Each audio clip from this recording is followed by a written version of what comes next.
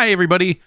It's Friday, and once again, it is time to rank 8-bit Nintendo games. I'm Jeff Gerstmann, here to help guide you through the wonderful world of science as we scientifically rank all of these NES games released in North America.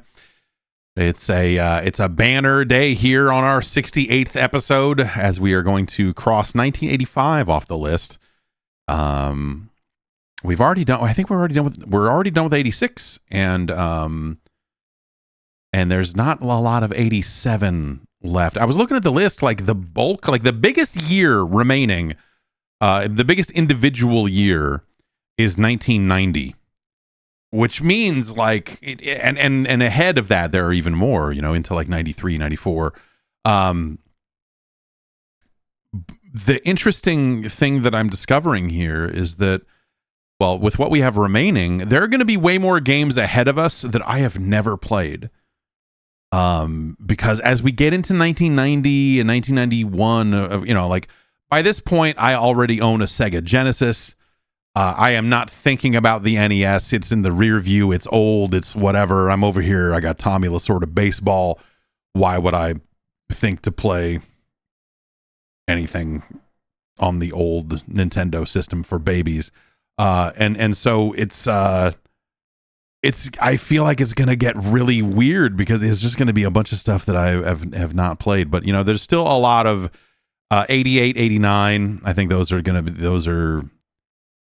the years, man. I feel like if you're shipping an NES game and your box art has a red stripe at the top that says Nintendo Entertainment System, you're too late. All the best games were made before that mandate. But we've got an interesting list of games here. And if you want to influence the list, you can. Head on over to patreon.com/Jeff Gerstmann. You can join the advisory panel, and which will allow you to suggest games, and I will pick them. The vast majority of the games here are suggested by you, the viewer. Let's get into it. First up, 1985. This is the black box era for all the first party stuff. It is, the launch of the system. It is, all of that stuff. It's a very pivotal year, obviously. But it's time to look at it's time to look at this. Let me bring an image in here before we get started, just because we're going to need to explain some aspects of this because, it's sort of a weird situation.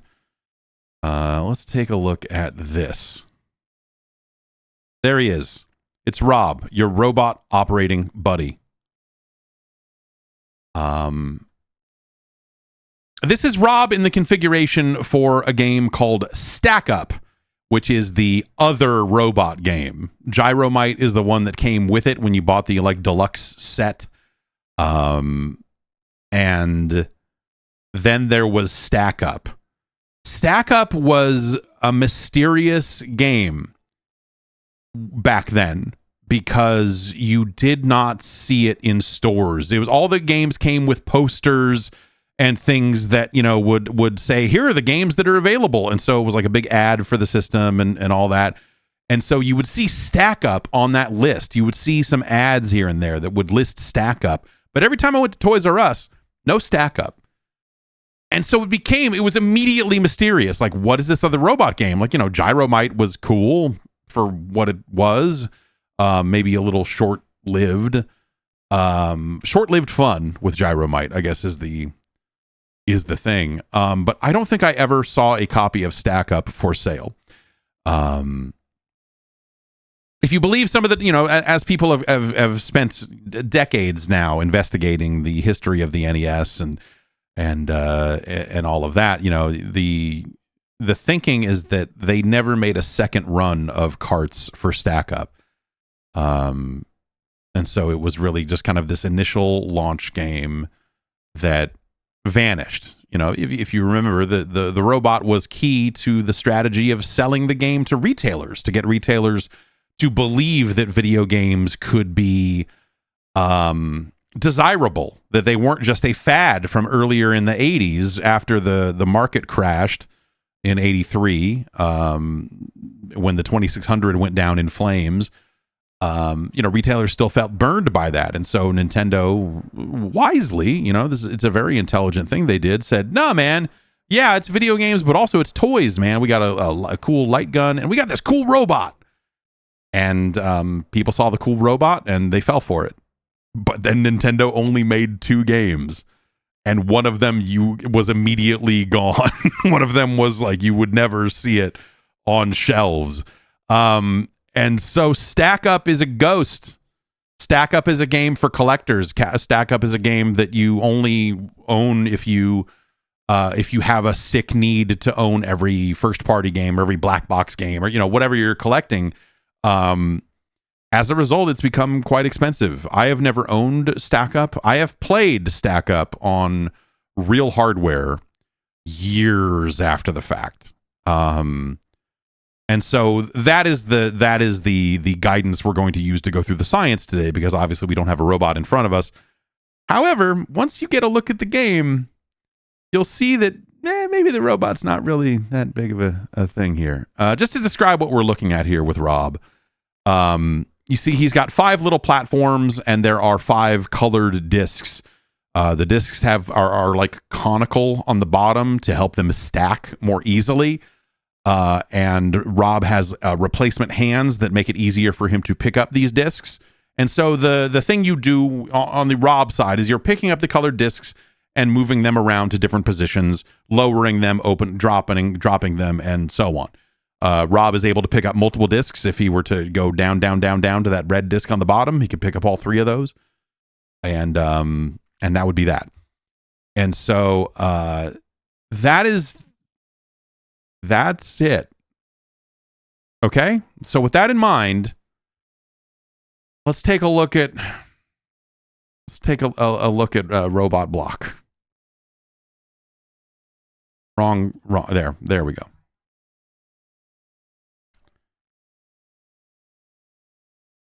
And this is really, it's very easy to see why this game vanished and why no one really spends any time talking about it, other than when they're talking about these curiosities. Much like Gyromite, they didn't even bother to localize the title screen. It just says Robot Block instead of Stack Up. Again, another game featuring the professor here. Whoa, all right. Hey, come on. And we're cuberting our way on these little panels here to pick our mode. Test is weird in this one. It doesn't seem like it lets you just move Rob around, but you can test it. Rob's motion is a little different in Stack Up than it is in Gyromite. He has like more vertical stopping points than he does in Gyromite. Okay. So, here we go. This is Stack Up.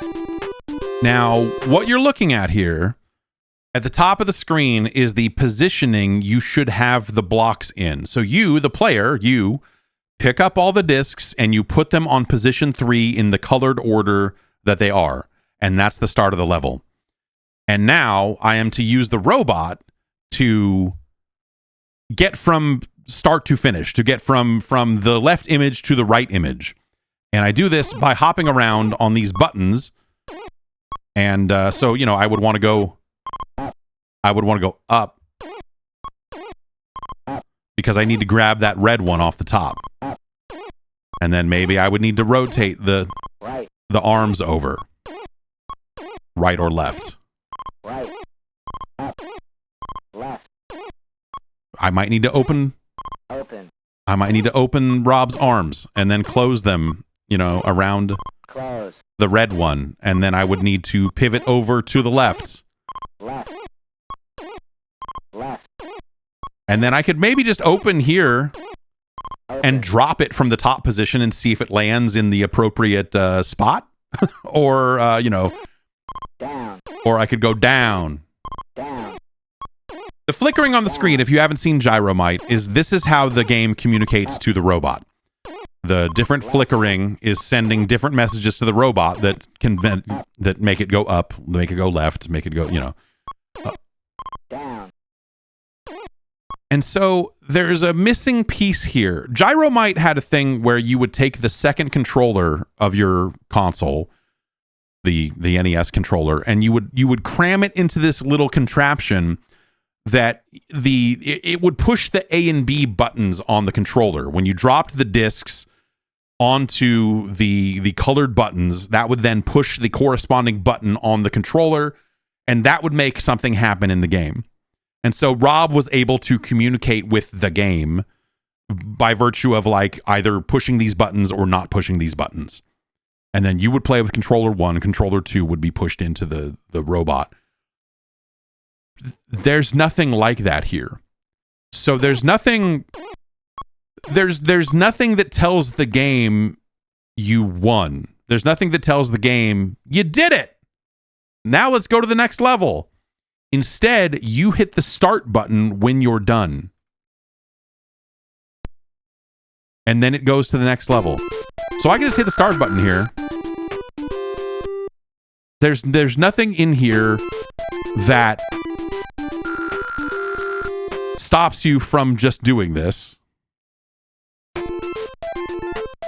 Now, if you look at the before and after here, the game should know, like it says like par 35 steps, and so as I make movements with the robot, it counts that up. And so, I'm going to get more points if I am under par.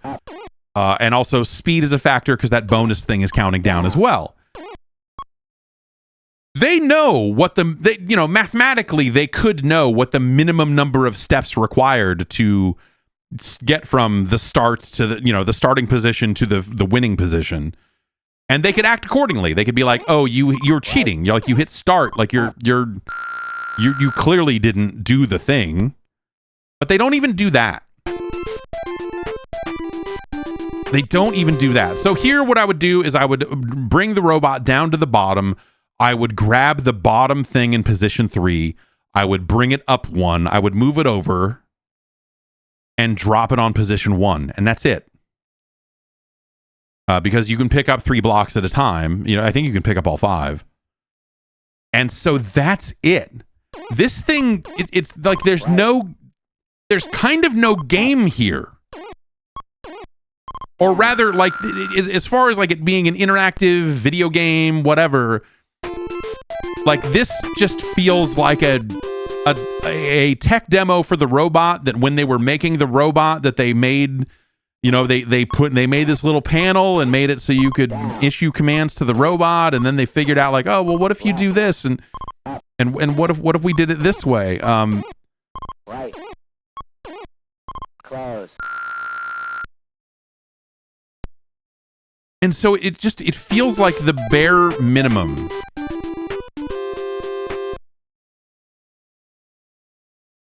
So here we would take the red block, move it from position 2 to position 3, and then we would take whatever the block on top of position 1 is that orange, and we would move it into position 2. And that's it.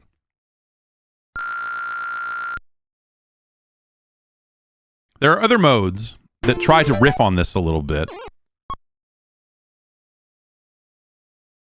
but it's the same basic idea. So here, what we do is we use the A and B buttons to move and select what we want to have happen here. So we'll input some commands.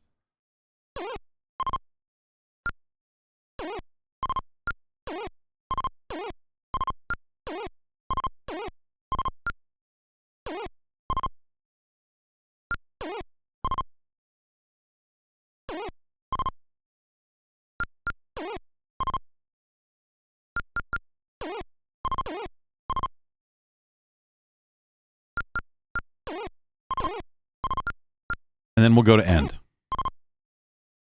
So you see, there was no flashing there or anything. We're just plotting out what we want to have happen. And now we execute. We can pick which speed we want it to execute at. If you want it to be extra slow, you can do that. We'll go with fast because there's no robot here anyway.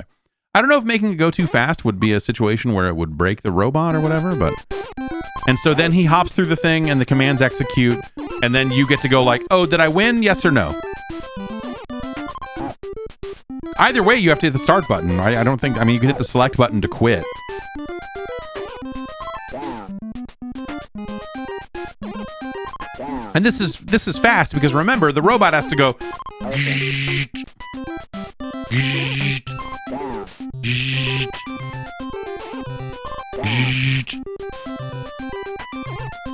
Close. You know? Up. Left. Left.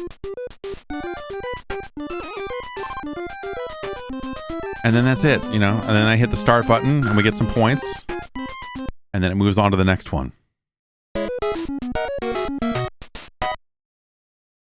So that's your memory mode. This is like an interesting idea because you have to kind of like look at Rob's current position and go, okay, what do I need to do? I need to move this stack from position 1 to position 3. So I need to open my arms. I need to go all the way up so that I can go over the red one. I need to be all the way up, open arms, lower it all the way down to the bottom, close on the bottom one, go up one, and then pivot back to the, I guess that would be the right, 2 spots, 2 clicks that way, and then go down and then open the arms. And then you'd be done, right?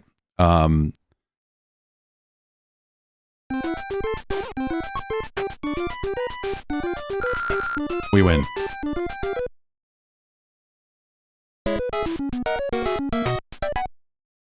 Then there's bingo mode, which is, again, the exact same thing, but with a minor difference. Okay, not exactly the same. So if we hit A, it'll pause and bring us up here because the board being bigger means we don't even get to see the before and after all the time. In this one, they take the colors out of it and just say like, hey man, move everything from position 3 to position 4 or whatever in whatever order. And it's because you're kind of fighting with these enemies here. So in bingo mode, if you want to issue commands, well, you have to complete a row or column, as this little jumping bunny rabbit is about to do here. Right. And so if I go here, if we want it to open, we got to go like this. Open. And so that jumping bunny rabbit will screw you up. If you jump on one that's pushed, it'll unpush. And so like a bad game of Cubert, these guys are going to hop around and screw you up.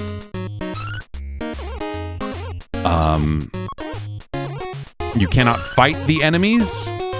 They just bop you off the grid. You don't run out of lives or anything like that. Down. Right. And so you're just... And you can play this 2-player if you want to have 2 players hopping around the grid for an extra level of chaos. That is... you can do that. Close. I got bopped.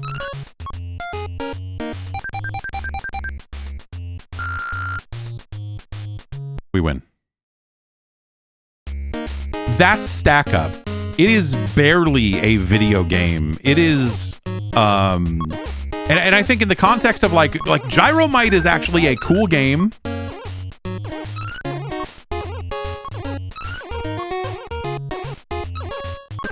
And in the context of like Gyromite being a pretty cool thing, it's super sad that the other robot game is like so barely connected to the robot at all and just so not a thing.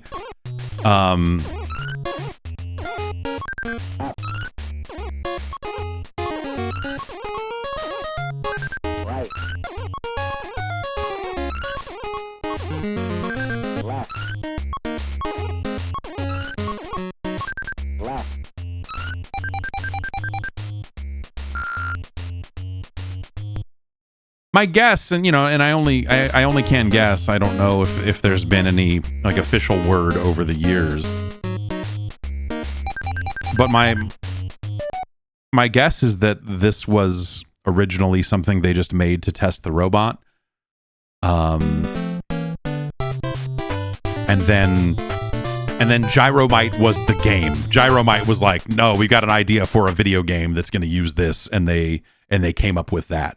But that it was initially more like this, and this just feels like a prototype. This doesn't feel like a finished product. It the lack of interaction between the robot and the game itself, the honor system it uses to judge when you've completed a thing is it's like name that tune for the CDI.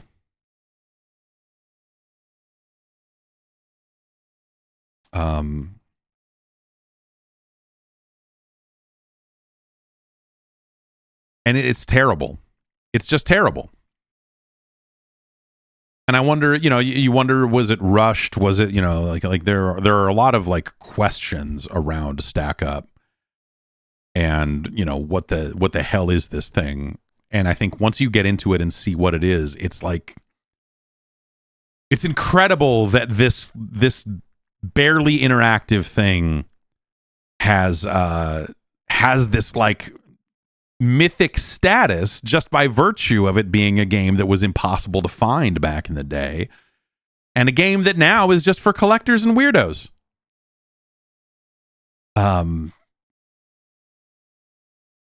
It's disappointing across the board. It's like bad Tower of Hanoi without having sizes on the or more imposing rules about how you can move things. And it's really crazy when you actually get here, and sift through this detritus, and you're like, oh, okay, here, what is Stack Up? What was Stack Up? And then you piece together, here is what Stack Up was. It's not worth the trip. It's not worth the trip.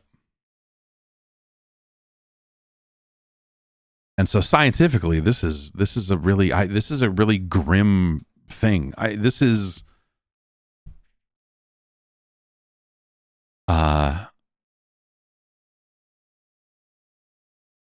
a bad product. Rob, I love you, but you gotta go.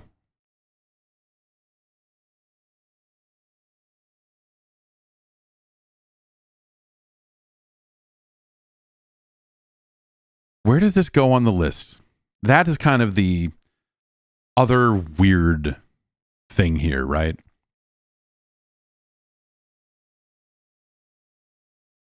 It's not good. Let's start sensibly. It's no Gyromite, okay? Gyromite sitting pretty here at 187.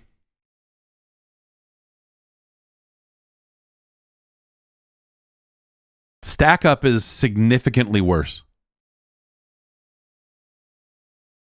Stack Up is worse than Karate Champ.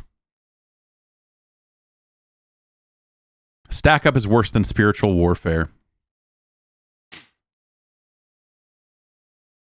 Stack Up is worse than Hogan's Alley. Stack Up is worse than Gumshoe. I love Gumshoe. It hurts me to see Gumshoe this low on the list, but that's science, Stack Up is worse than the Three Stooges. It's worse than Wheel of Fortune. It's worse than RoboCop 2. It's worse than Wild Gunman, which is like another like one note kind of game, but there's a game there. Stack Up feels like you bought a board game that has a weird battery operated, like you have to ask the Quest computer how to continue. There was always those cool board games that I was never able to own back in the 80s that were just like, the volcano is here, but then push the buttons here. It is, or like Electronic Battleship or whatever else, Dark Tower, all that, like there was all those rad board games that had like weird handheld, machines at the centerpiece of it. This feels more like that somehow, where it's like, here's this kind of like tactile physical thing that you're just like controlling with a computer because you can. Remember it was the fast track, and I forget what it was called. It was like a little like tank treaded vehicle thing that had a bunch of buttons on top of it, and you would program it sort of like the programming mode in this. You'd be like, go forward, then turn, then do this, and then you'd hit the button and it would do it. The big track. Yes, big track. Thank you. I always wanted one of those, but I never had one. I never had one of those. I should I should buy one of those. I should finally realize this childhood dream. No. Not going to buy. Terrible. Pointless. Ancient toys. Especially something like that looks like it's actually garbage, but it sure did look cool at the time. Stack Up is worse than roller games. Stack Up is worse than that crummy port of Xenophobe. It's certainly no Deadly Towers.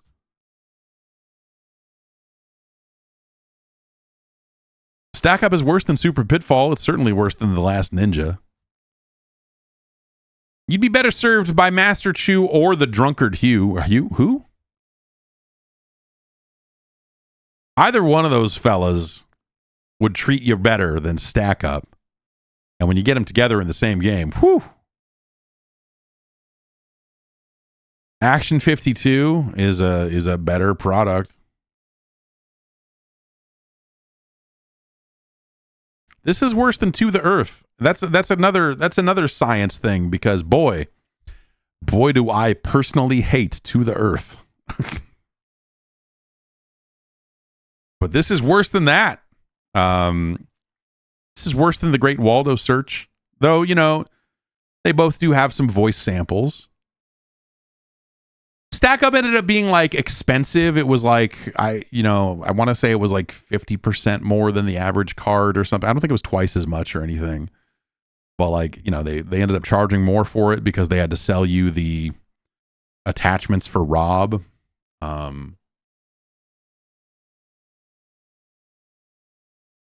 Donkey Kong Jr. Math is better.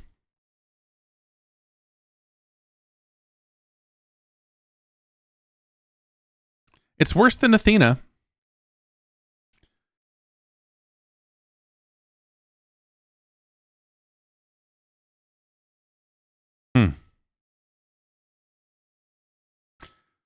I would still rather play Stack Up than the Uncanny X-Men. Like, we're getting down into the painful thing territory. And like Stack Up is like terrible, but it is not evil. It's not aggressively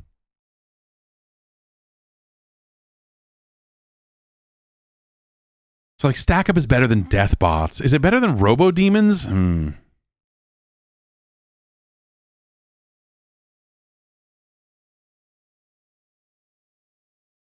It's worse than Skull and Crossbones.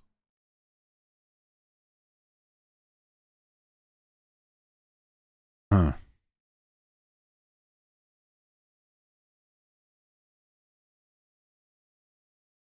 It's better than Robo Demons, but it's not as good as Circus Caper, is it? I think that's where we're at here.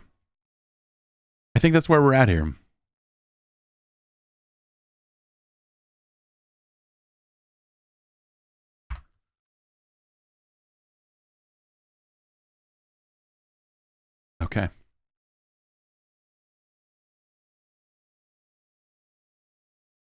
And thus, let me get this list copied here.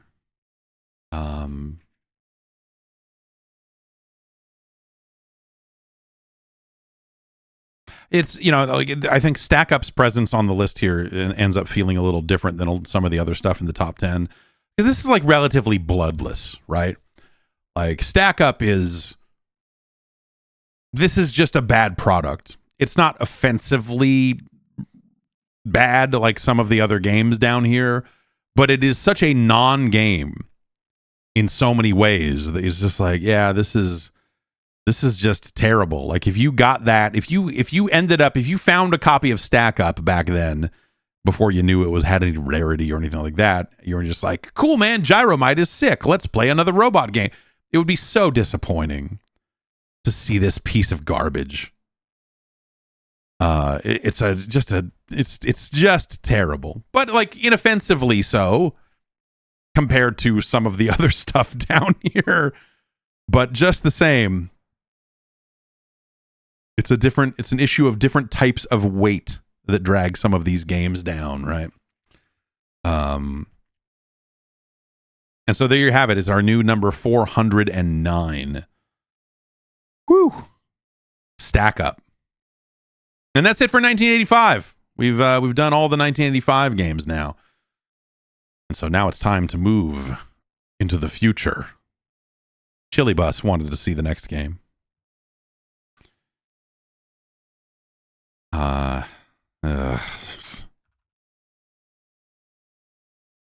Version 6.0. I'm sure that's going to make it extra good. This is a little game called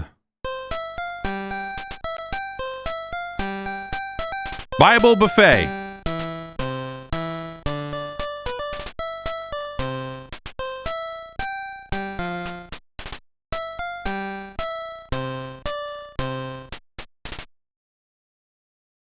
See, when the saints go marching in, because there are saints in the Bible.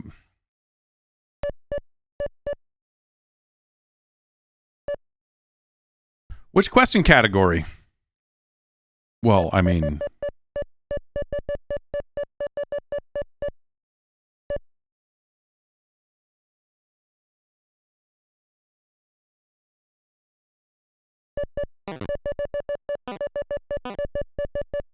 Player 1. Whoa, very clean. Player 1.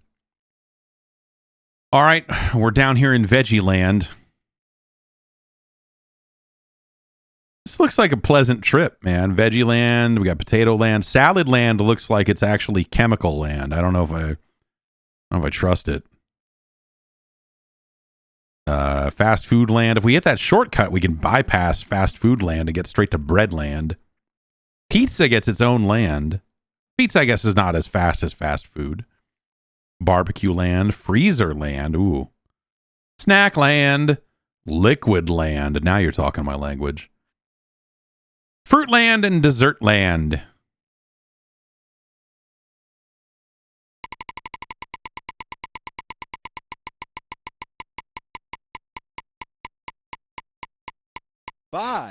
Five.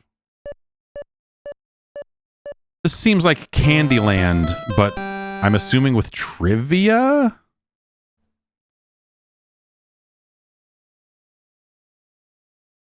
Oh.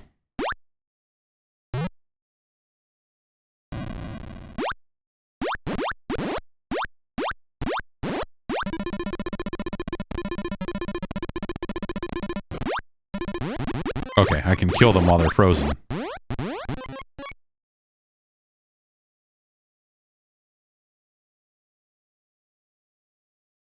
Those barrels look like they explode, so I can just like drop bombs. You know, Bible stuff.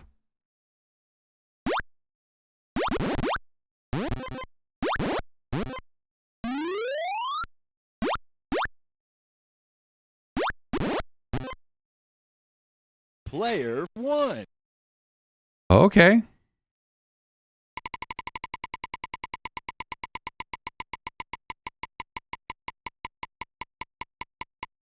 I was trying to hit a button to stop it just because this takes forever. Go back 2 squares and lose your turn, man. Player 1. Player 1.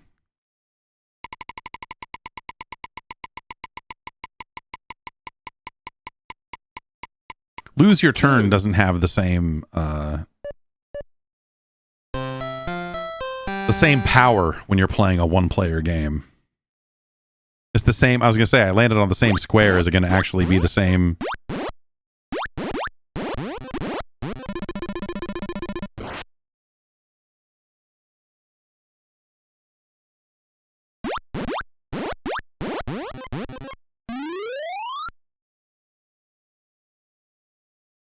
Player 1. Player 1.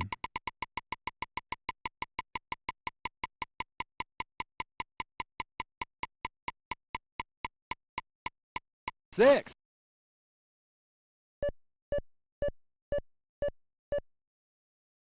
Oh, we made it into Potato Land.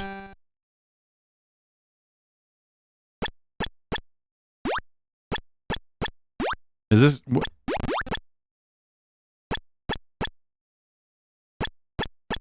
Yeah, you guys are cooking? Okay, do I just go? Do I just go? Okay, I just go. Evil French fries. Possessed by Satan. Why is there a picture? Why was the red cross? Like, what's the... Whenever I kill anybody, a red cross appears above this building here on the top of my screen.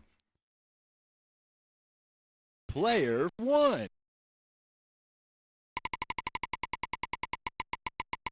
Do I need to get my, like, do I need to weigh enough to pass through the eye of a... Put a camel through the eye of a... What? If I... Is me eating all the potatoes or by killing them, is that bad? Or...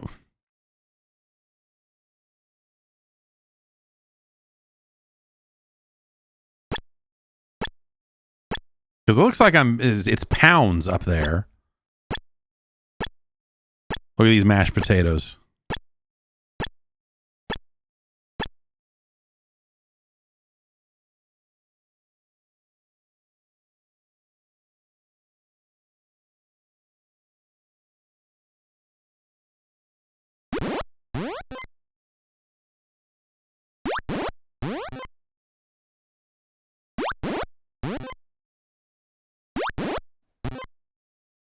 Yeah, I don't really know, like, is that bad? Is it bad for me to be killing the food? Player 1. Because the pounds keep going up, or do I want the most pounds possible?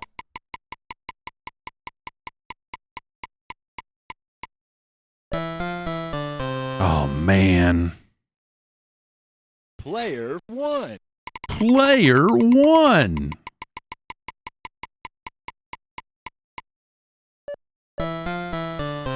Man. Jesus hates me. Player 1.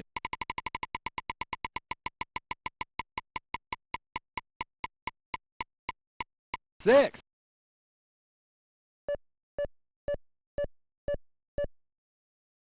Free square, spin again. I mean, I was going to spin again anyway, really, but that's cool.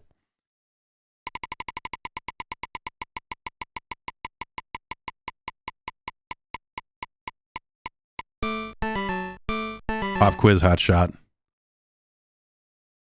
Oh, wow.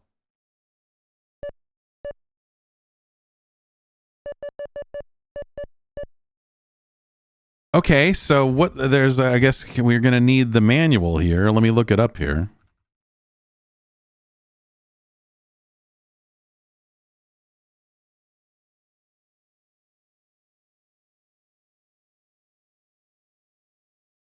We found a manual for the DOS version, but let's see if this is going to end up...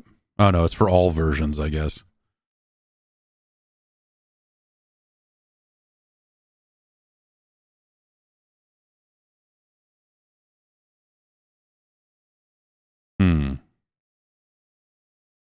Okay, the manual doesn't say... Okay, there's a separate quiz book. There we go. Gunstar shared it. There we go.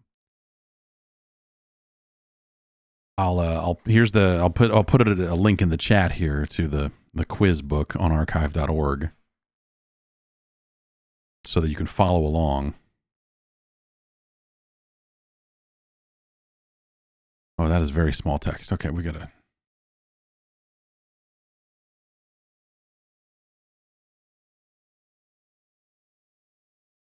Well, okay. It only goes up to category 564.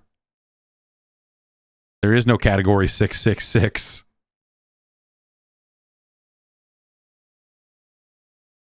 So I guess maybe I need to start again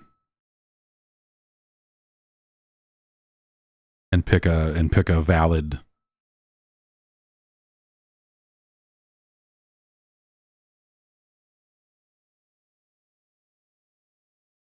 And pick a valid entry, I guess, here for this. What's gonna...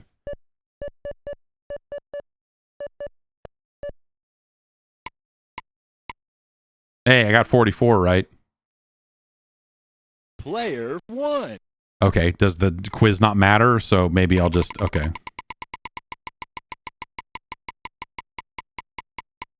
So if you look, the game came with a quiz book that has like different categories. And so you enter this category number. And as an example, category 554 is Bible terms. And that's some of the questions there are... alabaster is a type of blank. A, oil. B, metal. C, this is not a great scan. Stone. Okay. Now, question 3. Threshing separates the wheat from the chaff. True or false? And so it looks like it's about 48 pages, 12-ish questions per page. And it doesn't look like it goes all the way back to like category 1. It looks like all the categories are 3-digit numbers. So it's not like there are 500 categories. Yeah, the first one is 103. So it's categories like... It's a weird... So category 103 is Friends in the Bible. Category 104 is The Miracles of Jesus 1. 113, The Early Life of Christ. Category 114, The Miracles of Jesus 2. Jesus 2, I thought that he was a good hardcore champion, but Jesus 1, I felt obviously the original is going to be better.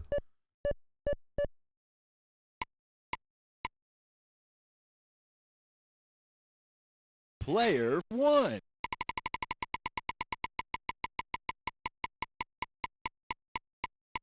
Six. So I guess by programming in, a bunch of different correct questions or what it thinks the right answers are for this stuff,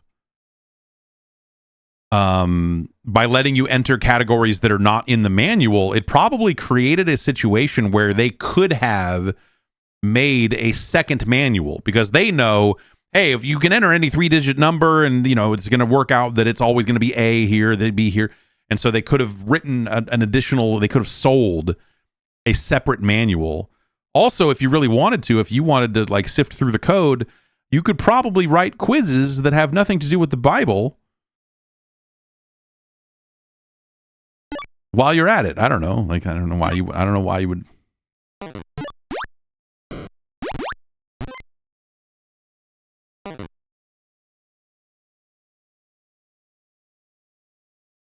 Oh, getting lit up.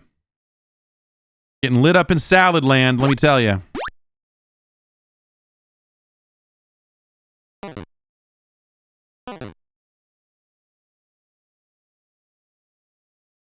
Player 1.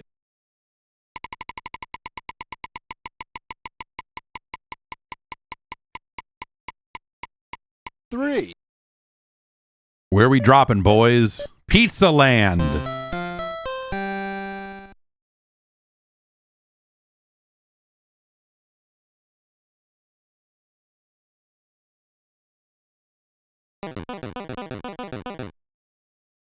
Evil eggs? Whoa!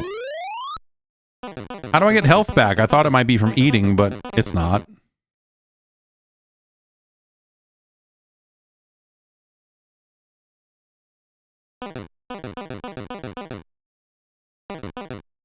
Player 1.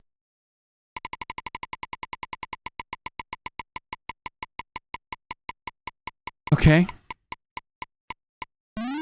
A key. All right.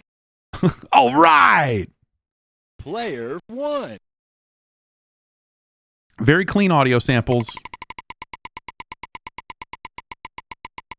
You could do worse than this. This is...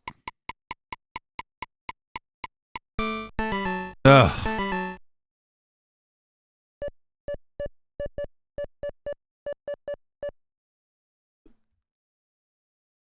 You would probably want to monitor memory to try to figure out what the right answers are as opposed to just like picking a category, hoping you roll pop quiz and then figuring out what the answers, what the letters are for the answers to like generate your own custom categories. But I think that would be fun. I think that would be like a fun thing to generate custom, like to write custom. You could write like a video game trivia quiz and then have people play this.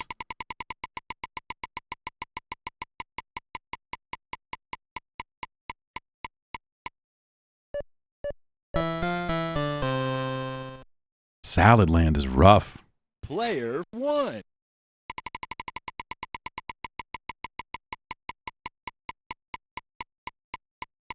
Six.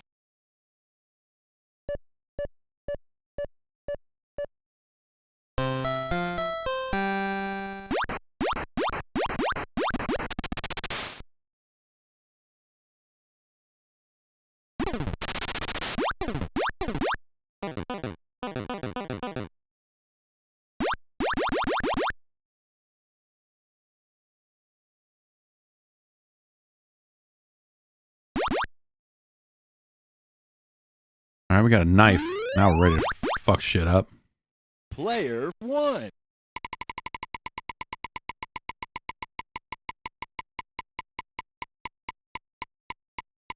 One. All right. All right, bonus square, but first, a quiz.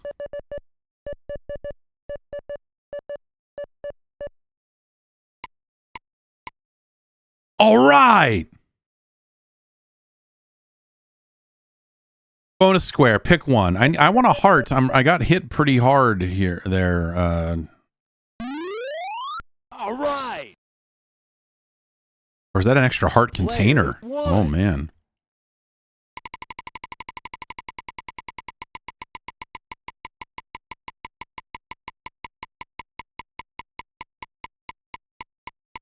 Three.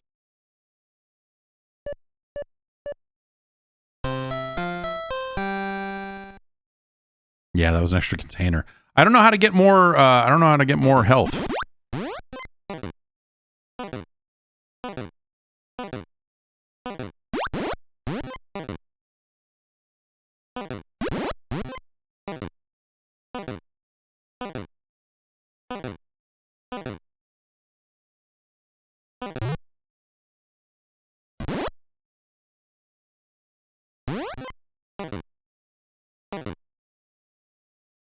I would have thought eating all these tacos might have, restored some health, but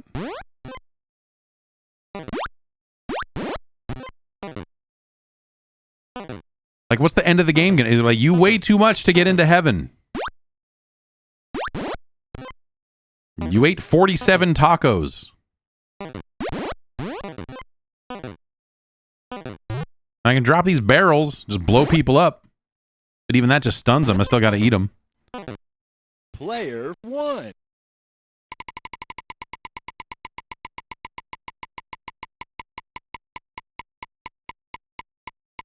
Six. Six.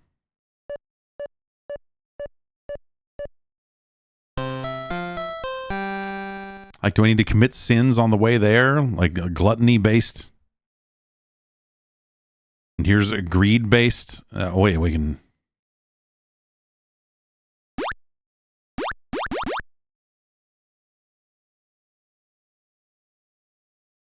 Yeah, and then I made a one where you could push coins around, and it looks like a place where you could order stuff, but it's all for show. You can't actually order anything.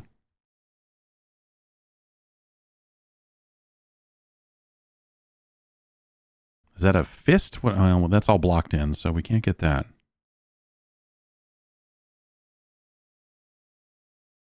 Oh God!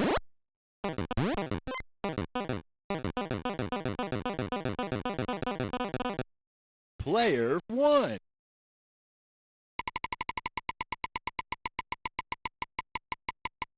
Some soda drinker pro right there. He was professionally guzzling those drinks. Oh, thank God we made it to Breadland. I'm terrified of Breadland.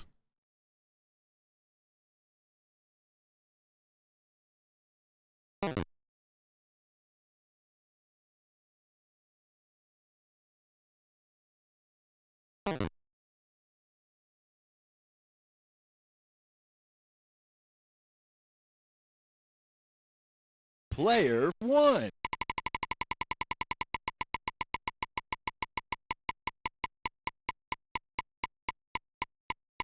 Four. No, what the?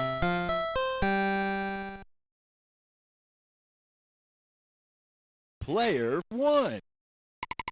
The Lord hath forsaken me.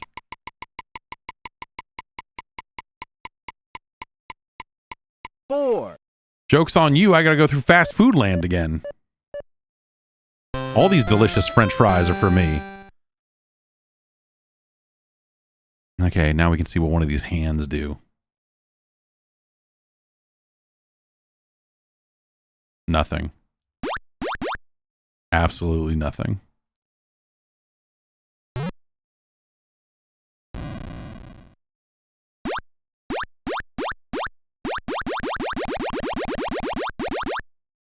Maybe if I push the coin into the hand? Okay.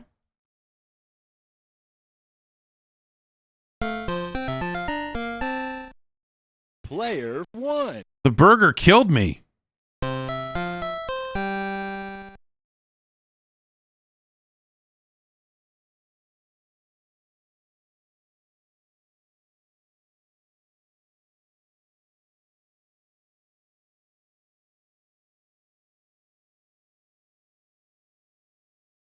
Ah!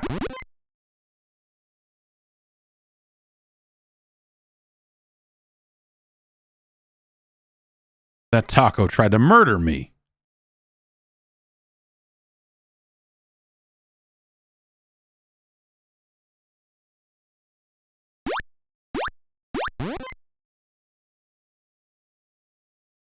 Those guys, when I hit them, they just disappear.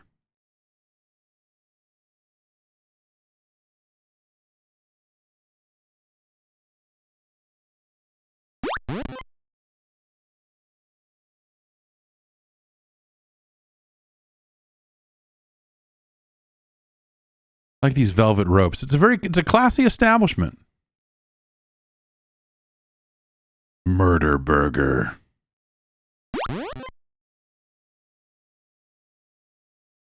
Not today, Satan. Just kidding. Today, Satan. Today we eat corn dogs.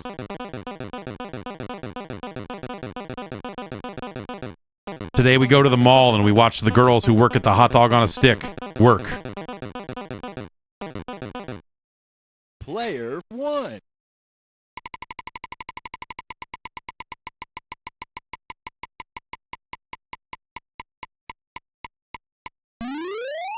All right.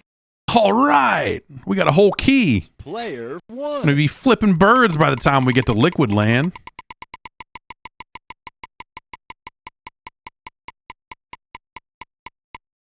Two. I do like corn dogs. All right. But first, a quiz.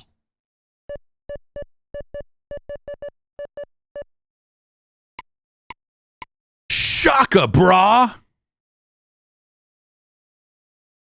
I get the bonus even if I get the quiz wrong, which is, you know, that's nice.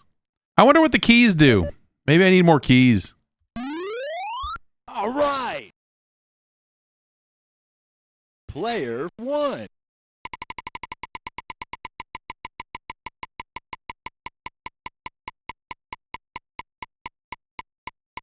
Six.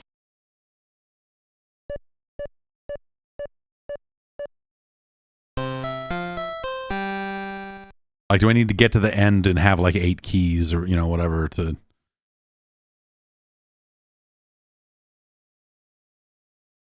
Is this just the same thing? Is it going to be more murder burgers? I'm not going to... Yeah, all right. I'm good. I'm good, you guys. Ah!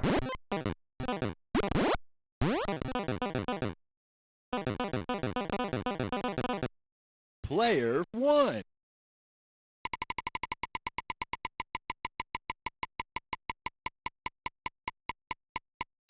Five. Get your food for free off the land. If you are paying for it with All right. coins, then... I think that's the lesson.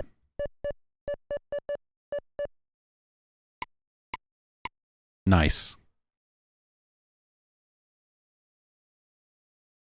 Maybe I should just go forward 4 spaces. Just get me moving, man. Ah!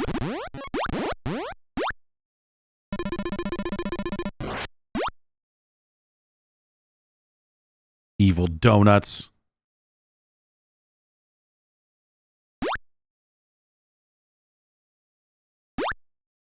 I mean, I guess if you're like a little kid or something, then, you know, maybe this is like, there's something here. Player But like, one. it's not good.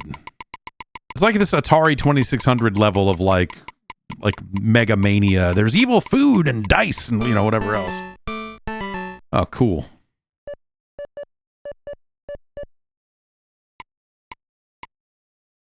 Player 1.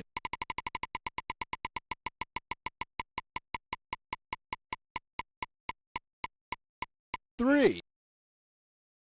3. All right. All right.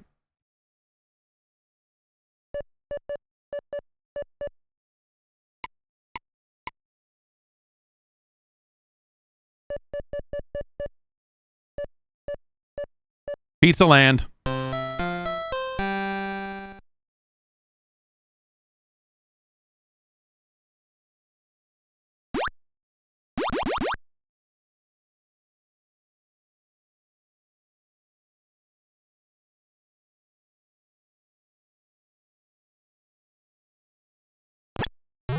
Ah.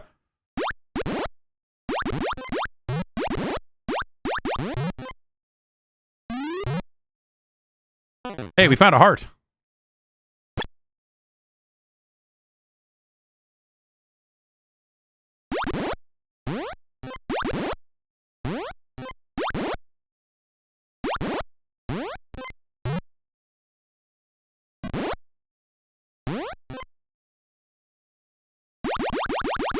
Yeah, it looks like only bombs work on those guys.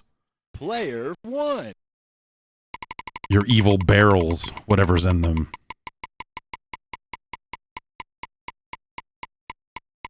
One.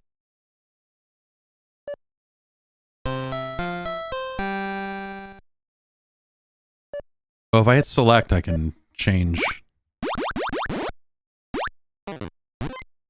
weapons here, because I've collected some forks and even some knives. Oh yeah, look at these knives, dude.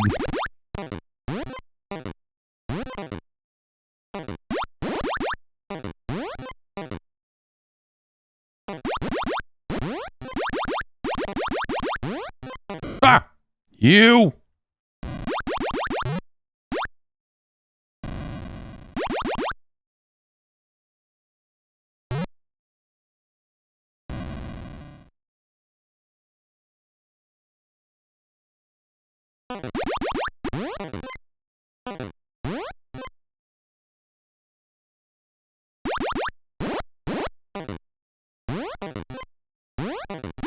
I don't know if you can tell. This is a weird, you know, like as a game, it's kind of not fully formed, but like there's some, you know, I've played worse.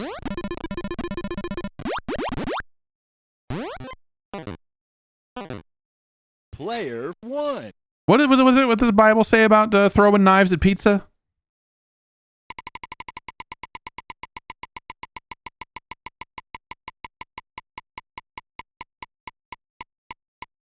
One.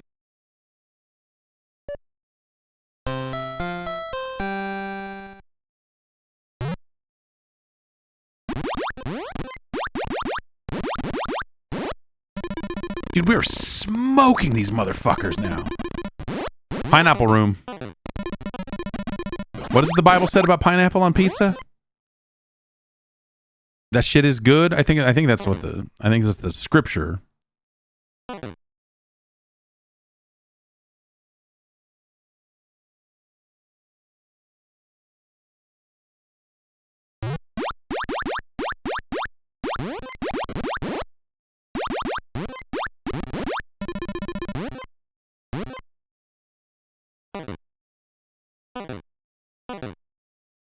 They're hiding hearts under this stuff. Player 1.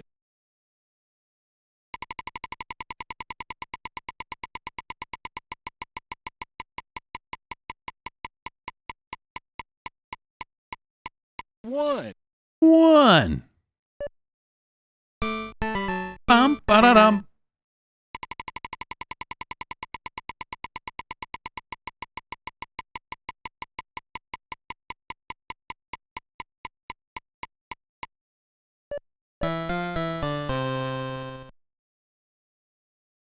Player 1.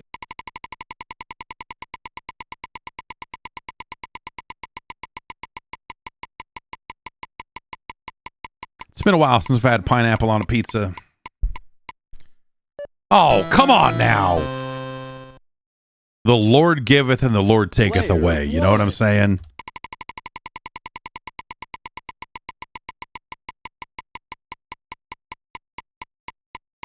Two. Sometimes I'll get like a I'll get a pizza with barbecue sauce instead of pizza sauce. And I'll get chicken and pineapple and bacon.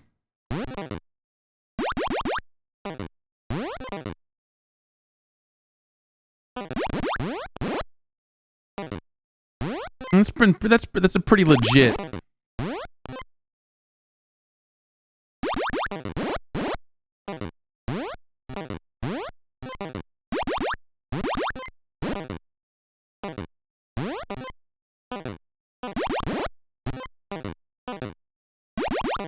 I need to get to the end of this board. I don't want to play any more of this because it's not good, but like I have to know. I have to know what happens when we get there. One. I have to know. Man. 6.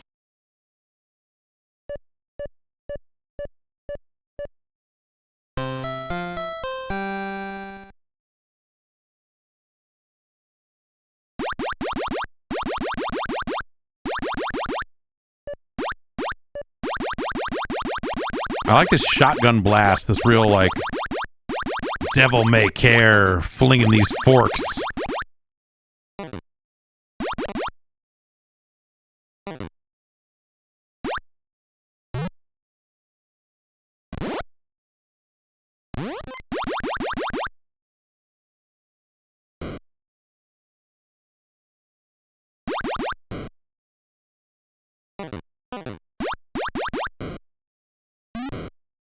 Ah. Player 1.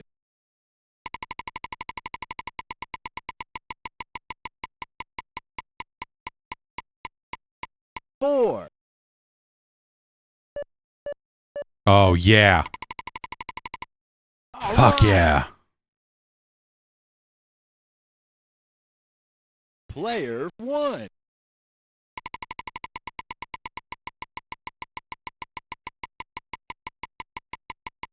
I bet Freezerland is nice, but 2. in the interests of getting on with it, I appreciate the shortcut.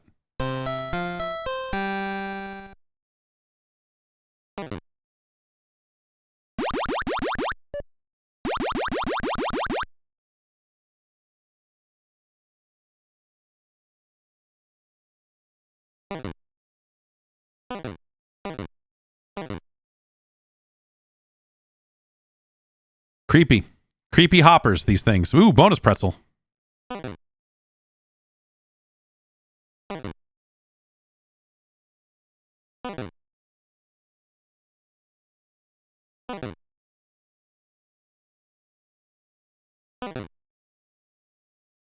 Player 1. It just feels like they like laid out a board in the style of 6. Candyland. With shortcuts and such.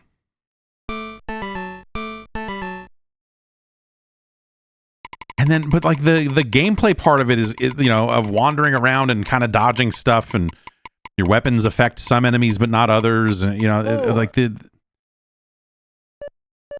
Like, that stuff's engaging because it's so fucking weird. Look at this shit. Oh, look at that. We had a key. So we're able to bypass whatever the hell's going on there.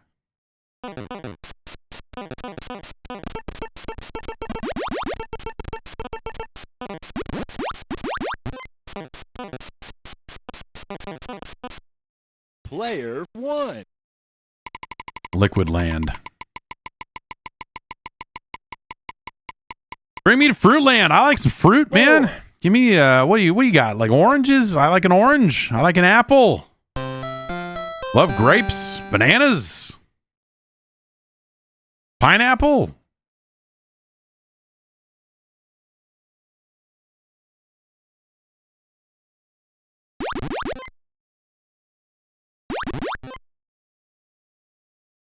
Give me these apples. Wait, we're not supposed to wait. In this Bible game, you can eat the apples.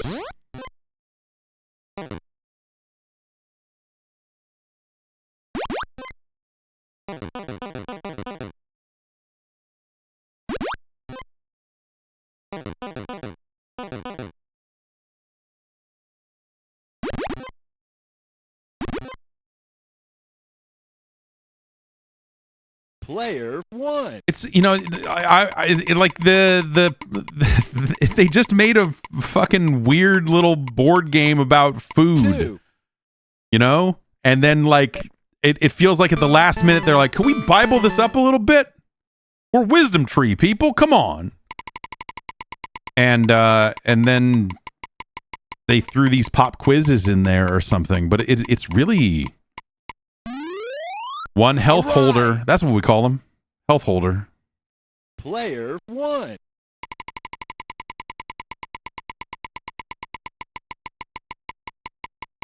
So it's weird. I will say that the Bible content is a little low here because all of it exists outside of the game itself. And so you wonder, like, was this something that they were... Did they Bible it up at the last minute? Player 1. Was it originally just an action game, and then they like broke the levels up into this board game, or you know, like there's what is the Player 1. order of operations on Bible Buffet here?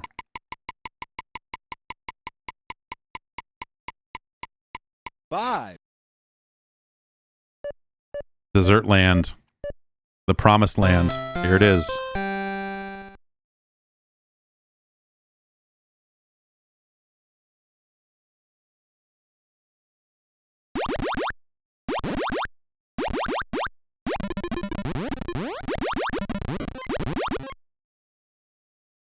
It's rough out here in these streets.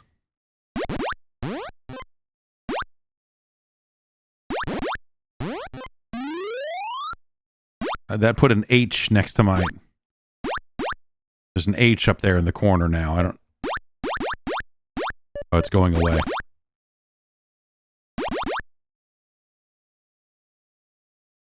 I don't know what the H is there. Do we have the power of hellfire inside of us? Like, what is...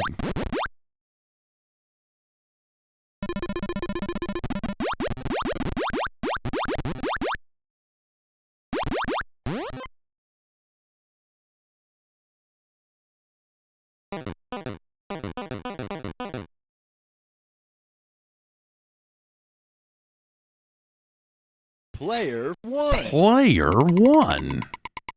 Clean voice samples, like, you know, straightforward. Board games in video game form, or, you know, especially ones with, like, action in the middle are traditionally terrible. So, you know, this is better than a lot of other stuff you could play in this vein, I guess. I don't know. Ah. Eat Hot Barrel.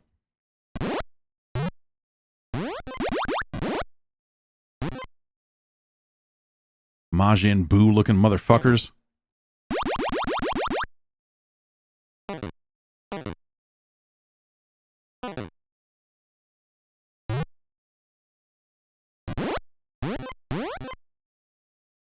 Player 1.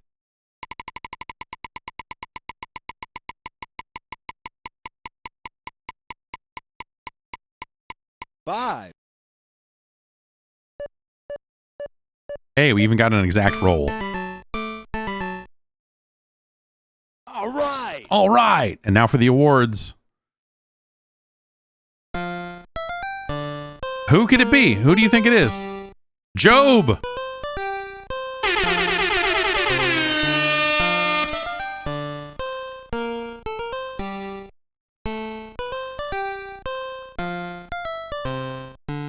The food totals.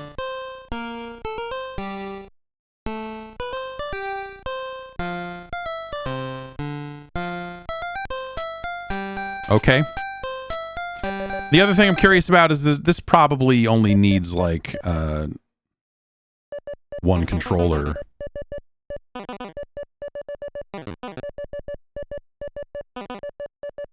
Player 1. I just want to double check that real quick. 6.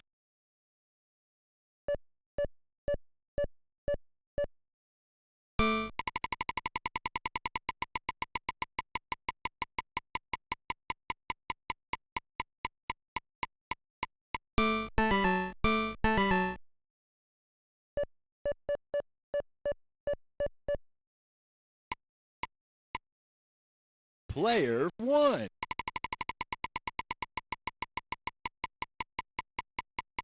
Come on. Great. Whatever. I just want player 2 to go and Player 2. okay, yeah. Everyone uses the first controller. So it seems like there's probably no situation where you would have more than one player in one of those action sequences. So it's not like they're competitive or whatever.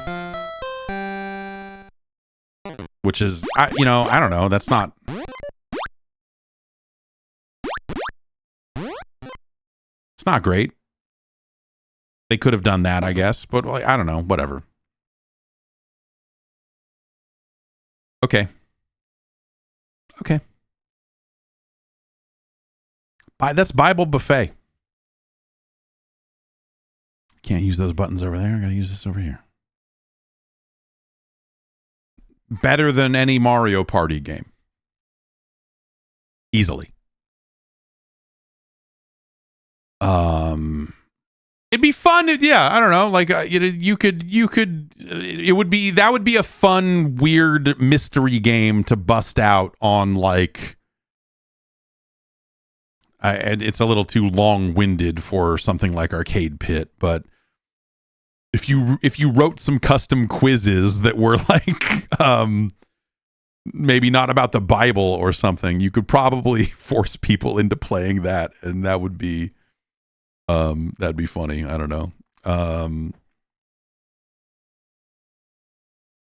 It's better than Stack Up.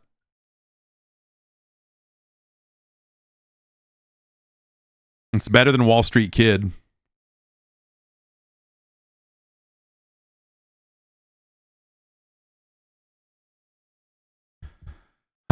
It is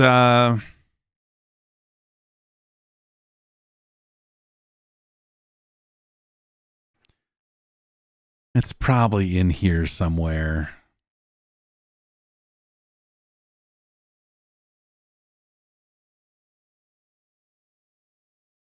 It's better than Wall Street Kid. It's no Home Alone.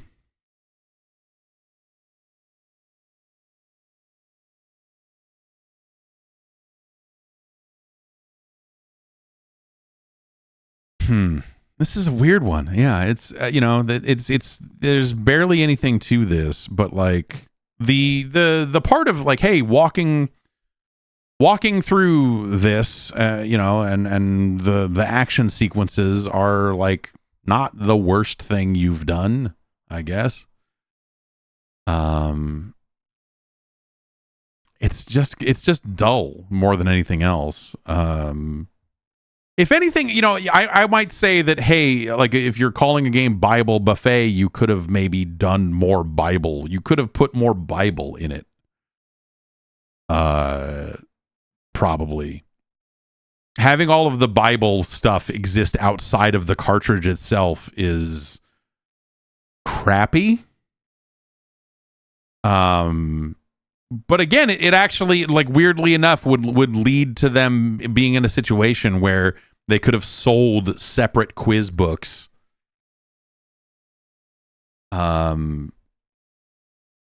for it and you know, and added on to it almost over time without making the game size bigger. Like, if they put all the questions and answers into the game itself, that would be a better product. But I bet that costs them more money in terms of memory and whatever else. And, you know, Wisdom Tree, your Color Dream, you know, they're not out there to spend a bunch of money. This is worse than American Gladiators.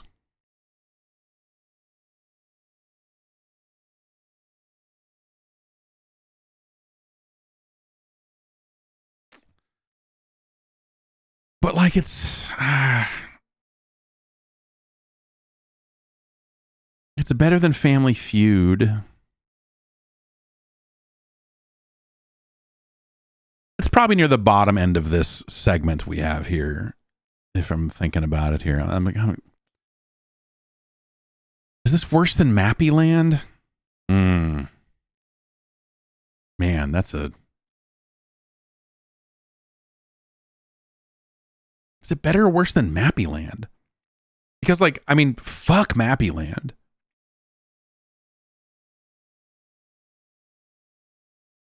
It's better than Mappy Land.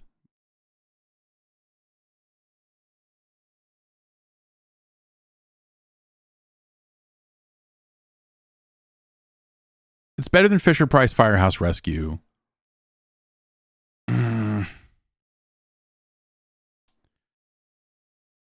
Scientifically speaking, is it better than Target Renegade? Like, oh man, because like that game fucking sucks.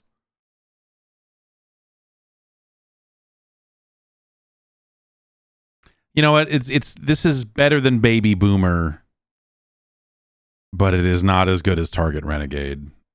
It's our new number 343. It's our new Halo Studios.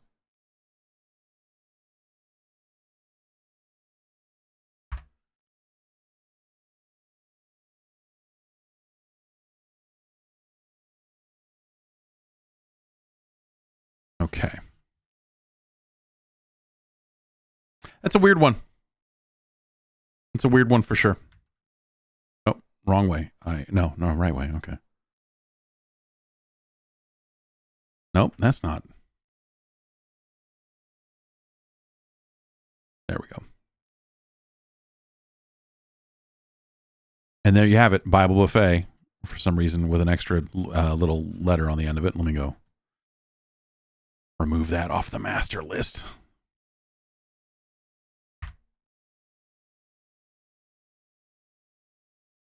And there you have it. Okay. Thanks to Chili Bus for that one. That's, you know, that's a... You think about the general quality of the religious games on the platform and how grimy a lot of that stuff is. That's, you know, it's like inoffensive. You just go like, okay, yeah, it's a kind of a crappy little board game thing, and but this has got something going on, I guess. Adam and Pac Mantis wanted to see this next one, so let's delve into this. Another religious experience.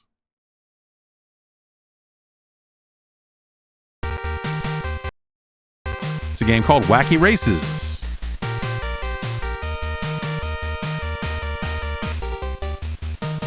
1992 from your friends at Atlas. I'm gonna get the S-Link with Snidely Whiplash up to the top, and then we're gonna bone.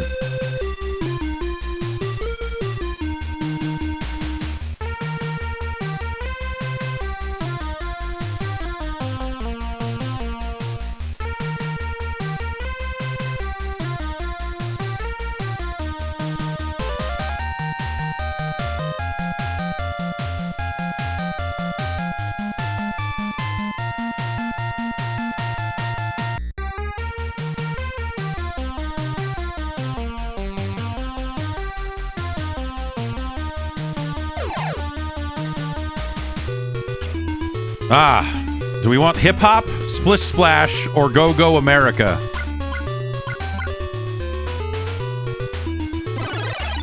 We're going with hip hop. Here it is. This is the hip hop you've heard so much about. This is that new Kendrick record.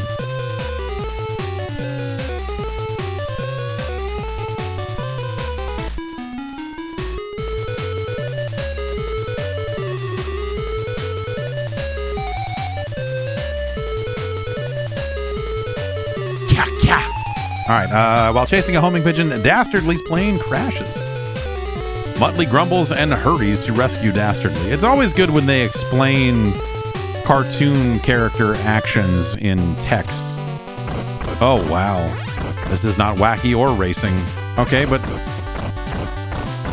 look at this chomp.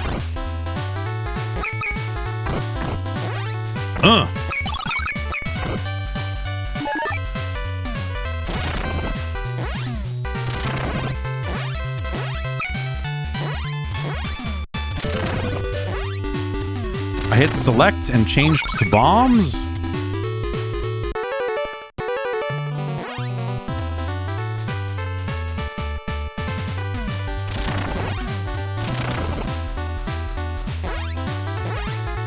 I like the music here. This is nice.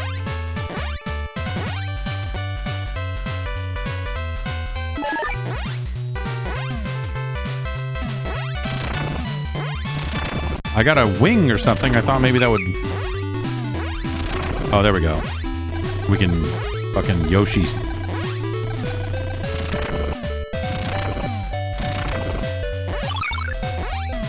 I figured this would be a game involving racing of some kind.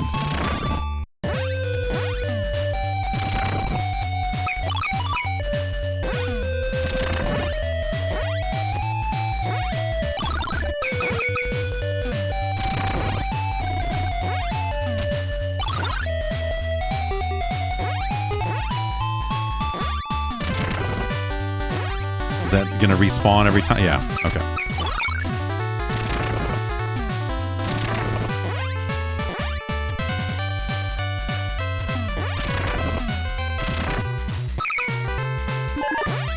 Oh, we've traded bombs in for straight up bark attacks.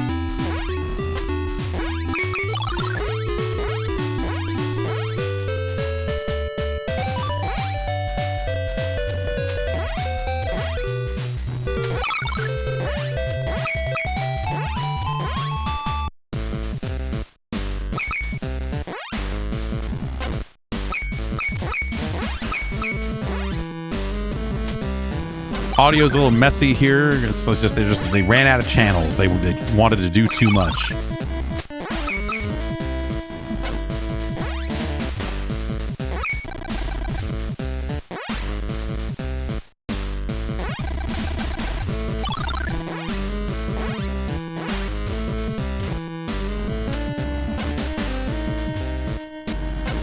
Yeah, I mean, without having him his laugh, it's kind of a weird, you know.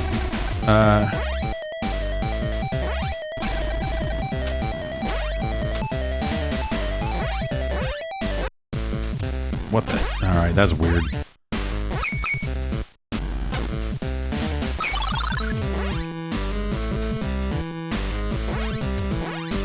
Like, weird critical path thing to have.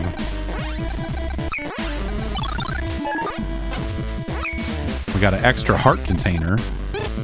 You know, the bombs might be better because there's just less wind up. Well, I was going to try to get that bone, but now we can't.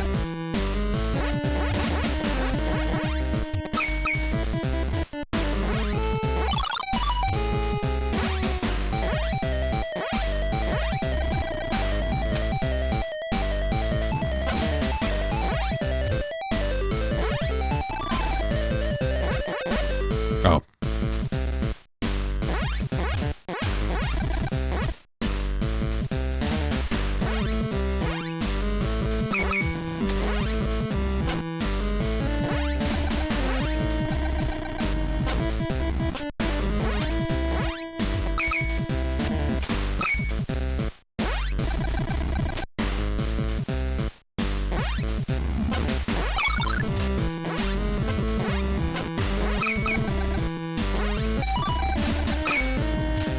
Kind of stacking up lives here.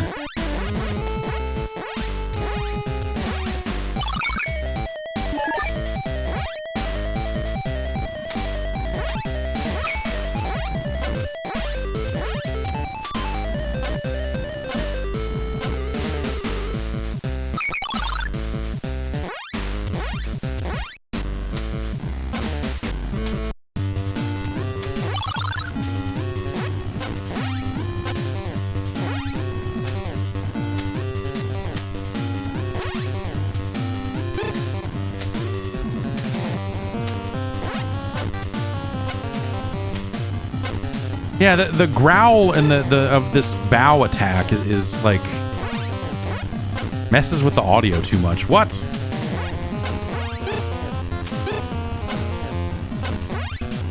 Ah, that's bad.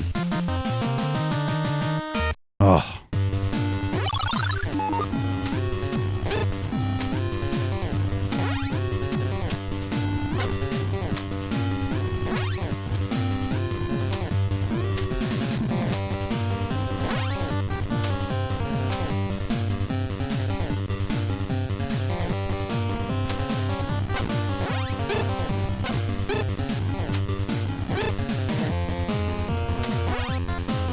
Man, this is okay.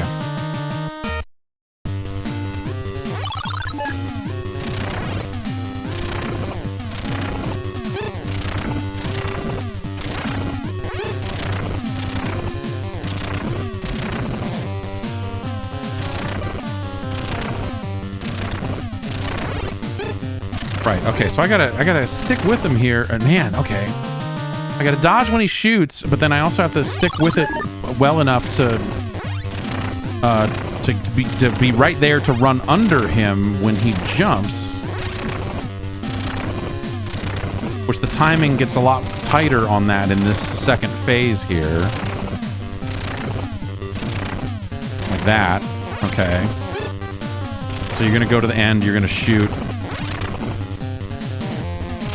Okay, he's gonna kind of always jump in the same spot. He's jumping into the corner, so that's not that hard.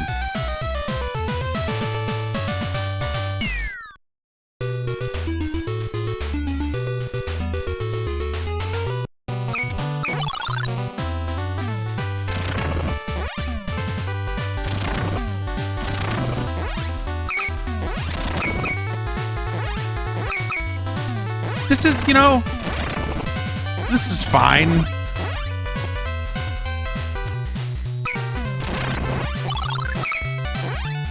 You could play this.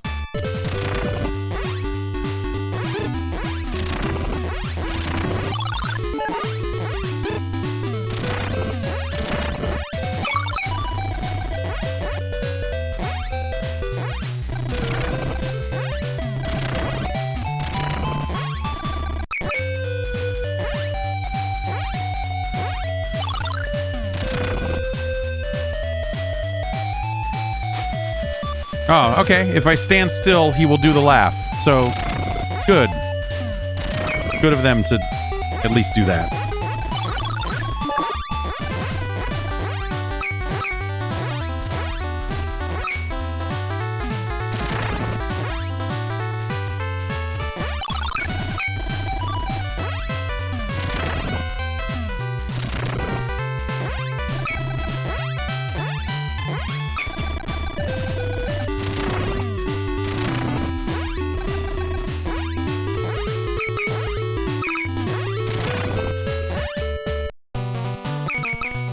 Probably going to move to the... Yeah, we're going to take the bark here. As much as I don't like the wind-up on it, you're probably better off with just a more straightforward attack.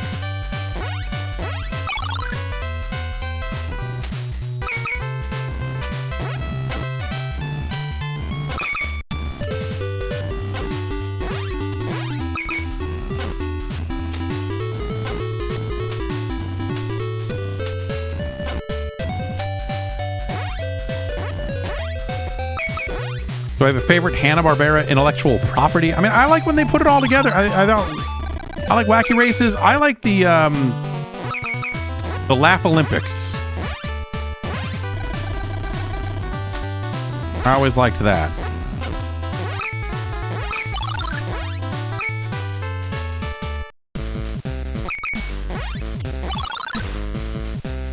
So I can't even take hearts because I have full...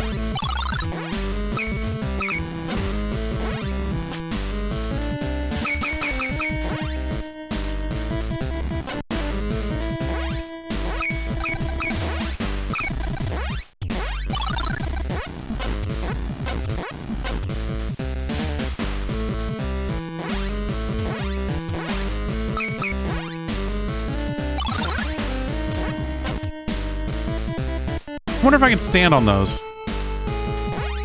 Nope.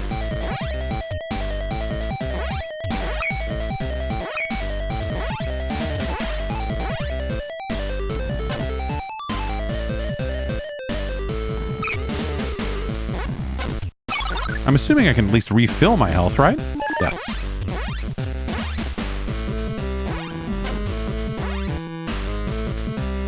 So I guess the right answer is to like bone up to the heart, but don't actually pop it until you actually need it, huh? And then avoid bones. Avoid bones.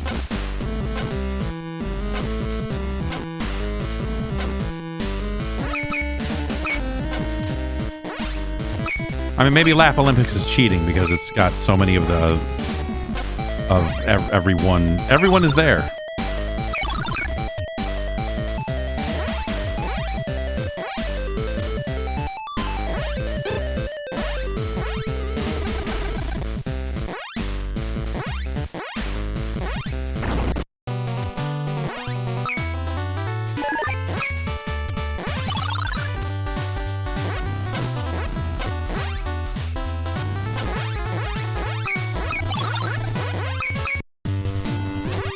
Ah, the fucking tank guys.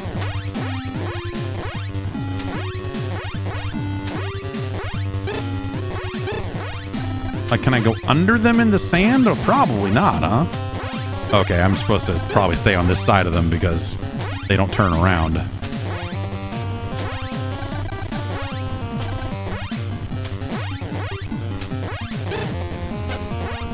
Ugh.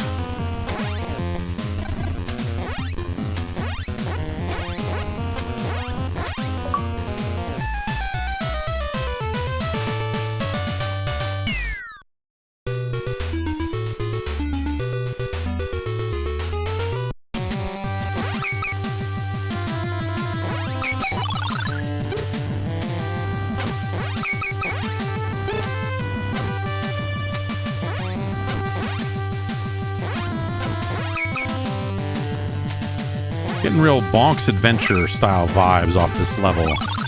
Oops, I didn't want to bone there. We wrapped around on the bones.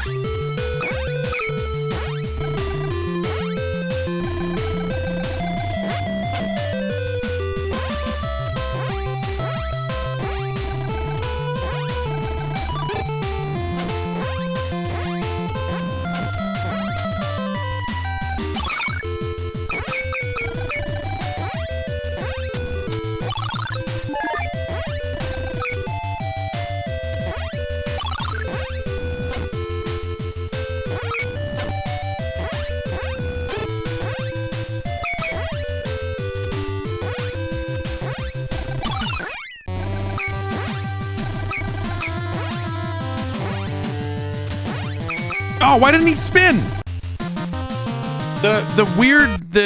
There's something weird about the way the tail works, or rather doesn't work sometimes.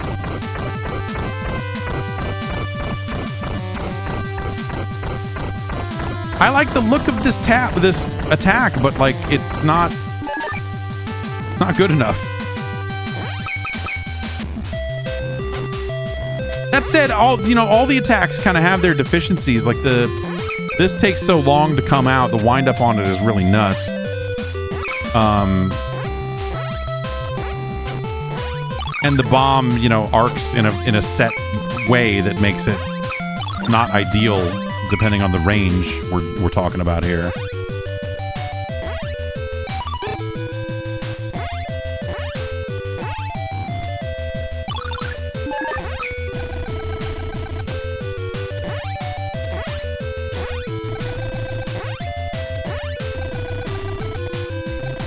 Looks like I need to hit... Oh, no, it's not. I thought I had to hit up or down to do it, but I guess it's just... I guess I need to mash the button? Like, sometimes it feels like a toggle on and off kind of thing. And then sometimes it doesn't. But I guess the actual thing here is you are mashing the button to get that distance.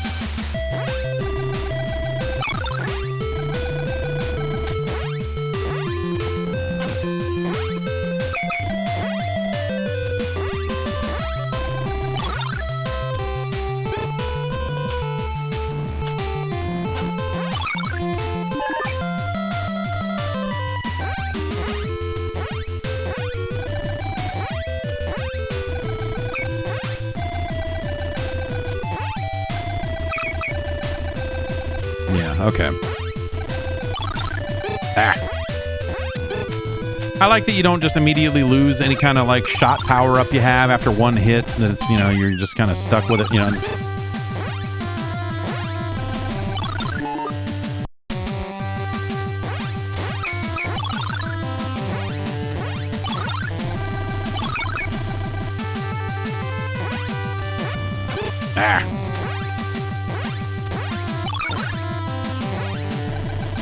Not wrapped around on bones again. Screwed up.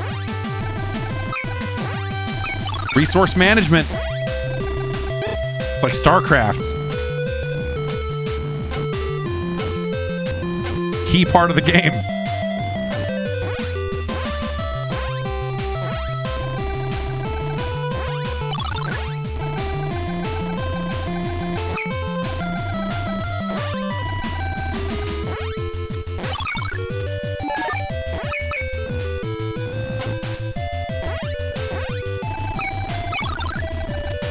Can I even kill this thing, or is it just some weird... Now that's wacky.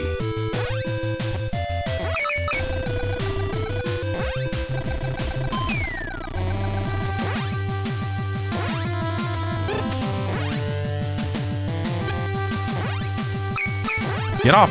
Get away!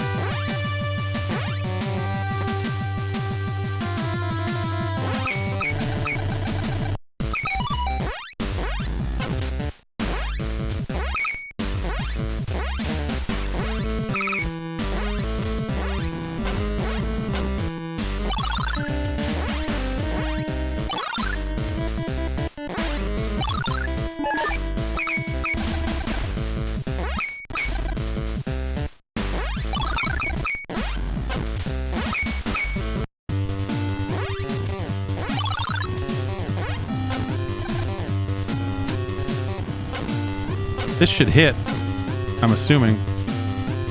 Oh, yeah, that'll get you.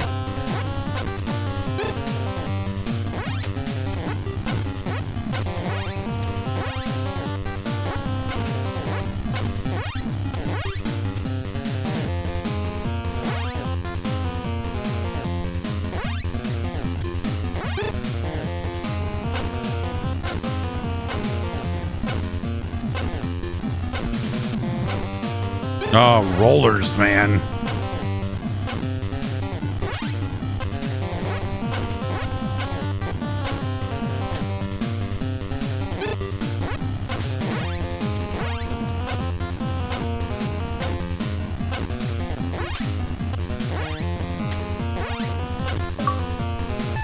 Ah, yes, Rufus Roughcut and Sawtooth. Everyone remembers everyone's names. Muttley saves dastardly, only to be yelled at. Yeah. I'm gonna get that bird.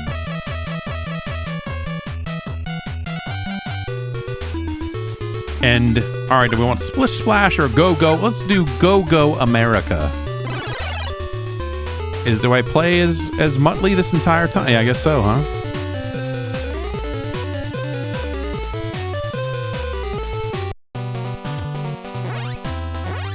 Here we are, the good old US of A. Okay. So, you know, like, you could, I guess, if you're going to build a game around a character from this, Muttley's the guy, right?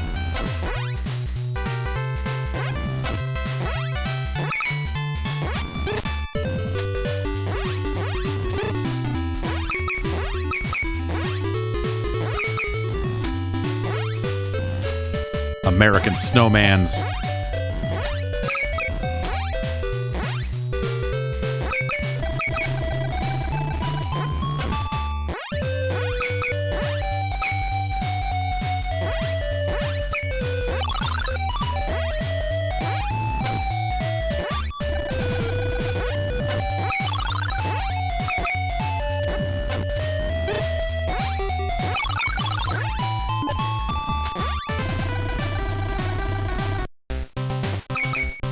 All right, now we're just bouncing. You know, like you're not gonna go make like a Breezely and Sneezely game. I mean, maybe, you know, no reason not to, but kind of hard to aim these shots with the constant bounce. Apparently, I can't kill these American cannons anyway. Oh, yeah.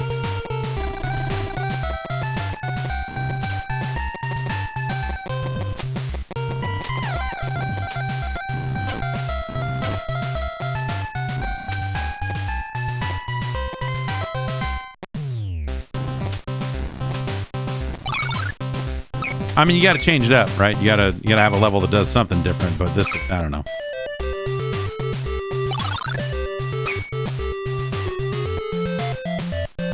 That did you?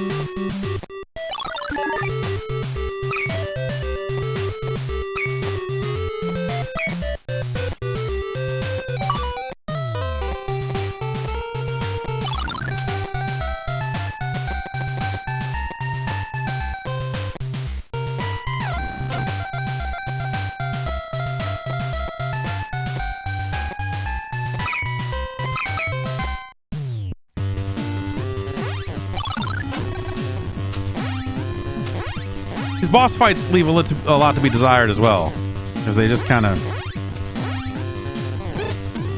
you're just fighting cars.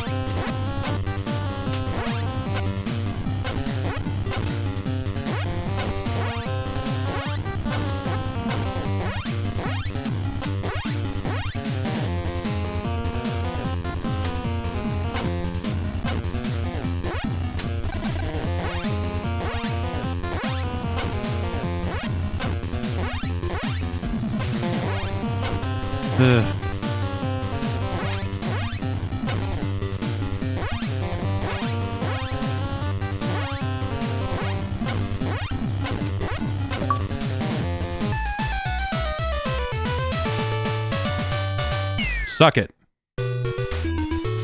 Okay. I don't know. That's Wacky Races. This is okay. This is enjoyable. I don't know. It's like a fun. It's very breezely, not very sneezely.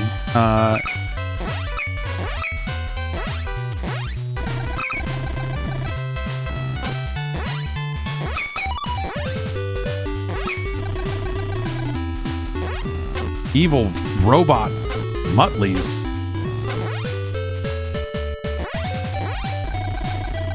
This is just fucked, man.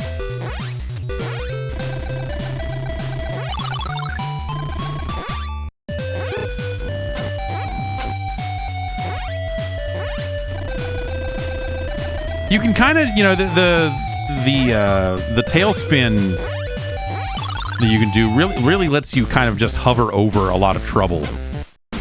Now this is America. Rooftops and evil plants.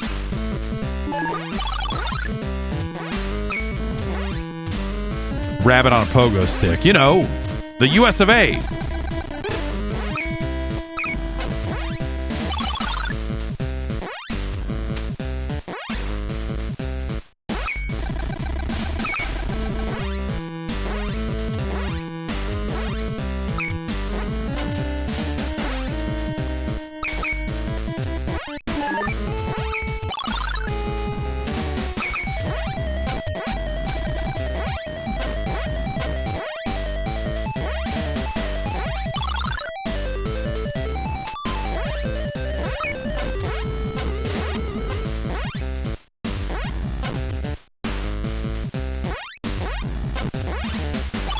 I was like, wait, that thing is jumping when I jump. It's not just that I'm bad at hitting it. Oh my gosh, we really We got boned there.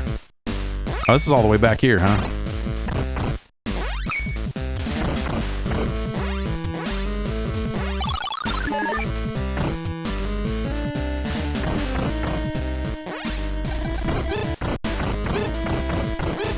That cat just, what, sticks to you so you can't get your attack in? What? It's messed up.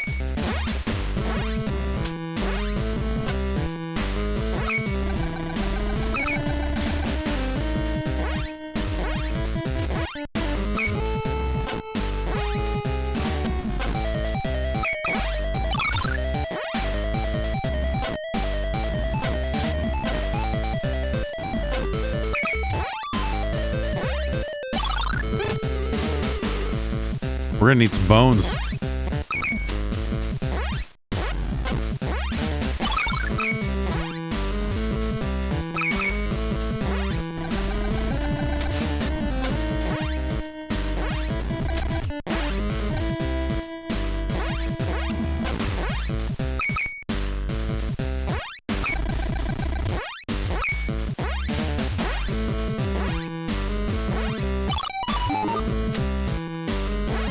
All right, now we're set.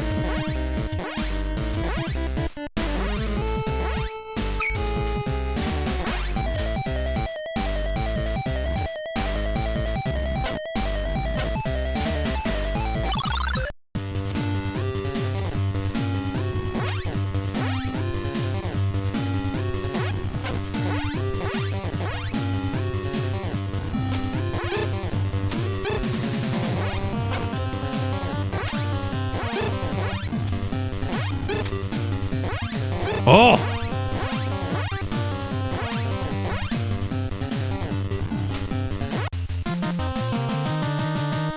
Okay.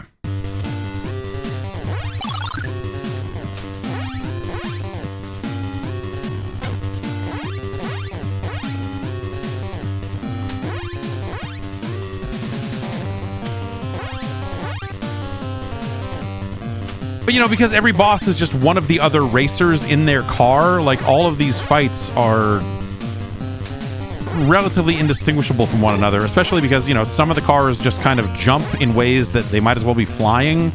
So when it came time for us to fight that plane earlier, it kind of didn't matter.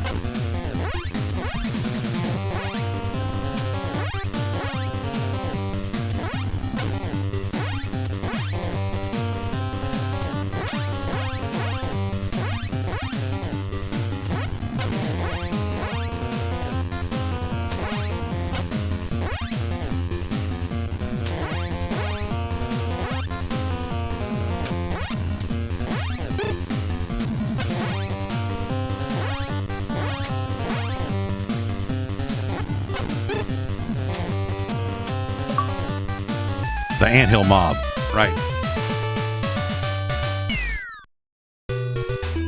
Okay.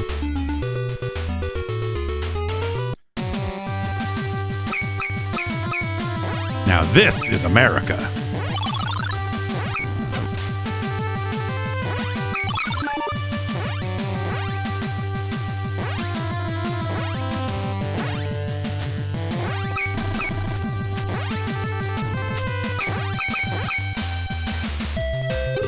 Right, cactuses.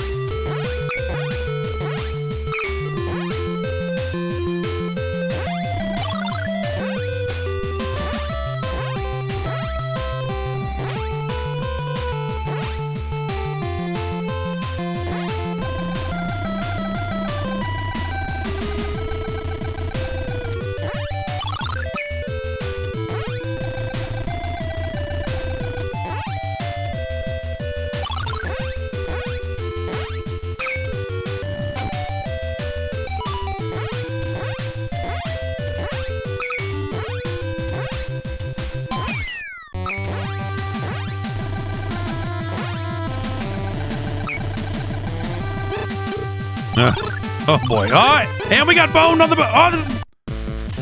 It's the worst thing that's ever happened to me in any video game ever.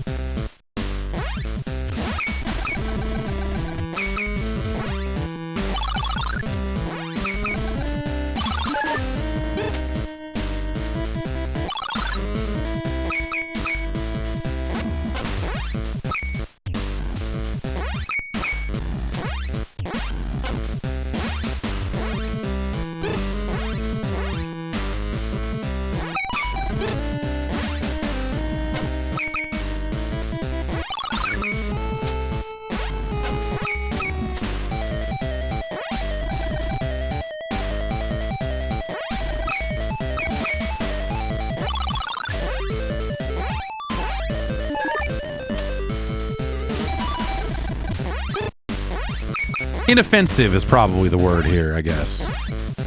You could play it.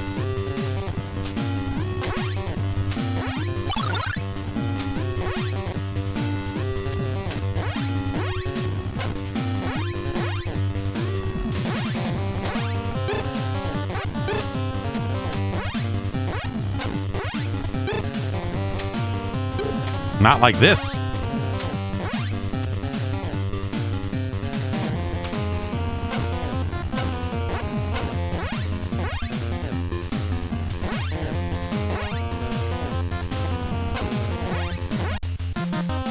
That's smoked. Okay. All right, Wacky Races. All right, Wacky Races.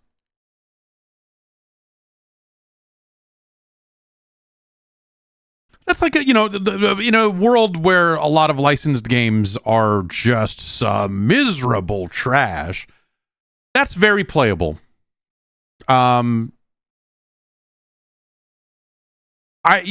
think it looks good. There's a little bit of slowdown.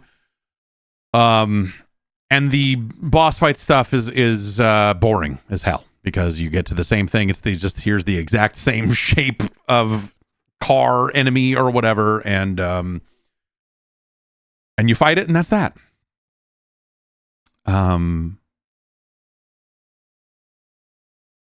But you could do a whole heck of a lot worse. Control's fine, decent air control, nice little air glide with the tail thing, and yeah, I don't know, man. Hey, I'll put it to you this way: it's certainly better than Mappy Land. It's better than roller games. It is better than Defenders of Dynatron City. It's a better game than Bram Stoker's Dracula. It's better than Street Fighter 2010 The Final Fight. It's better than Three Stooges.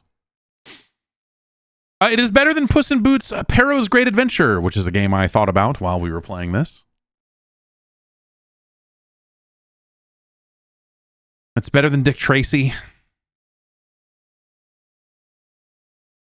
It's better than Kid Clown in Nightmare World. It is better than G.I. Joe. Certainly better than Galaxy 5000 Racing in the 51st Century.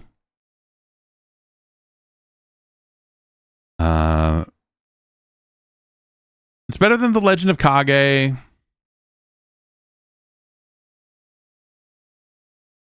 Scientifically speaking, you'd be better suited with a copy of Wacky Races than you certainly would with a Milan? Like a Milan Secret Castle. Do you think that Wacky Races is better or worse than Dino Wars Destruction of Spondylus? Spondylus? It's a better game. It's a better game.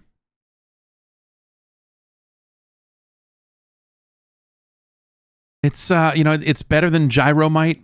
It is better than Xevious the Avenger. Just because of, Xevious on this platform, not... If we're talking arcade Xevious, then come on. This wouldn't even be a question. Arcade Xevious.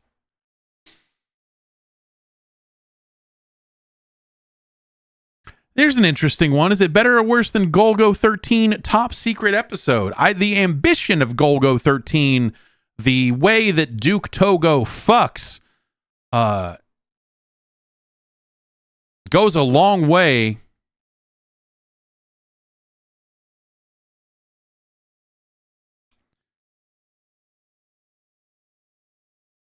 But it's got all that first person mazes and the water.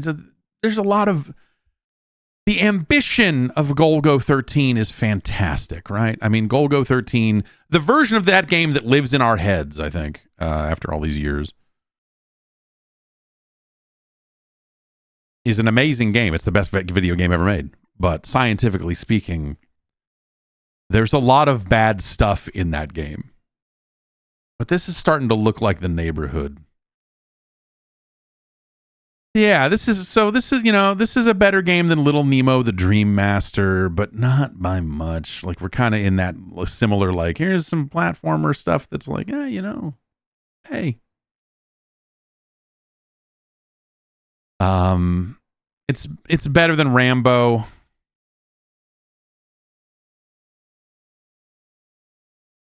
It's not better than Shadow of the Ninja. Wacky Races is better than RC Pro Am 2. It's better than Magician. It is not better than Clash at Demon Head. It is our new number 128. Congratulations to Wacky Races. A totally okay video game.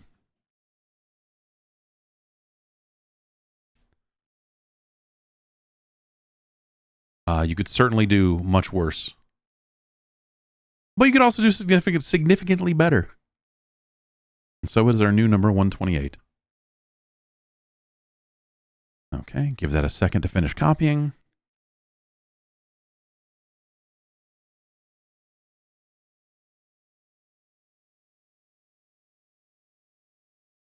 And there you have it.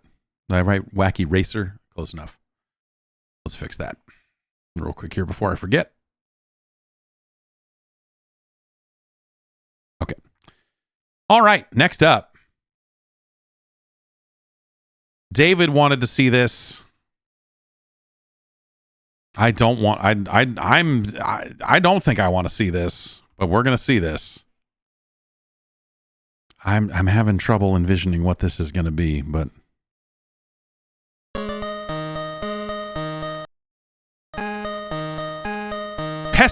Pesterminator, the Western Exterminator.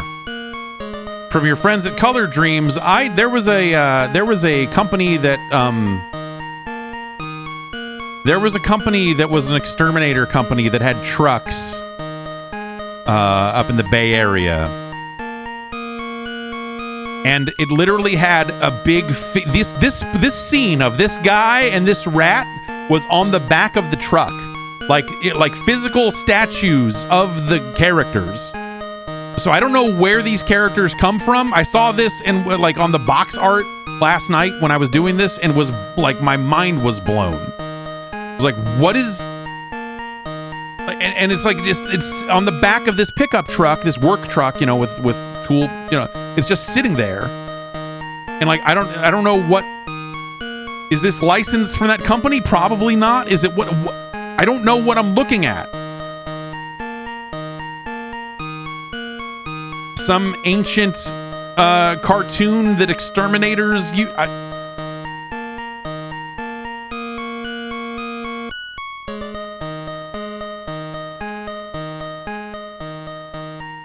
I don't know what's.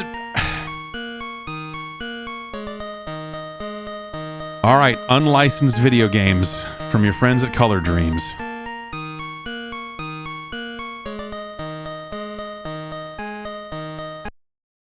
Ronnie the Super Rat is plotting to take over the world with his mutated super pests. You are Colonel Cleanup. It is your job to exterminate the pests and destroy Ronnie. Oh, well. Okay, A is attack and B is jump, so we're already off to a great start.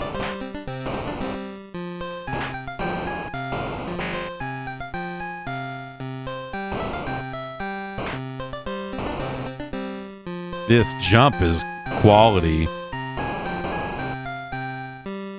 Okay.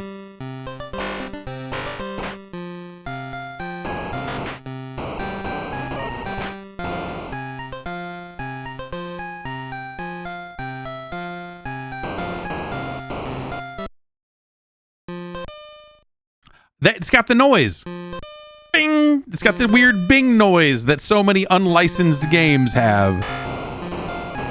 And burn, and like it's got the Color Dreams seal of approval.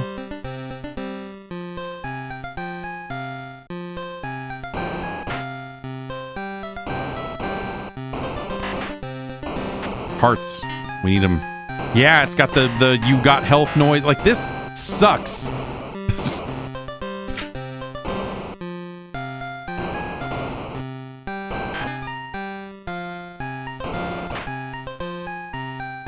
Yeah, so is the Western Exterminator Company. This is their logo. Did they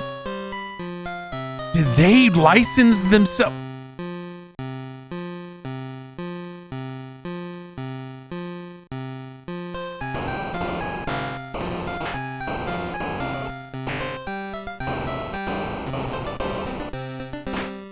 So is this licensed from the Exterminator company that... I mean, it must be, right? Can I jump up these stairs or... Okay, oh, well, look at that. It just automatically runs up them.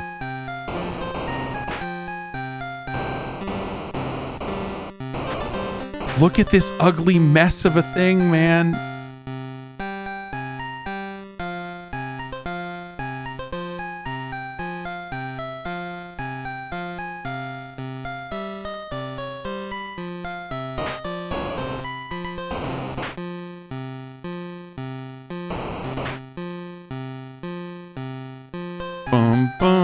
No, can't go anywhere here. This is just a room with some bugs in it, and I crush the bugs. And I mean, I assume, is there like, okay, bugs left 27, so at least now we know what we're up against.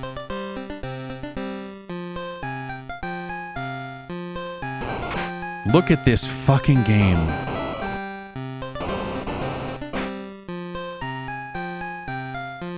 Do you think the guys in the trucks had copies of this in like 1990?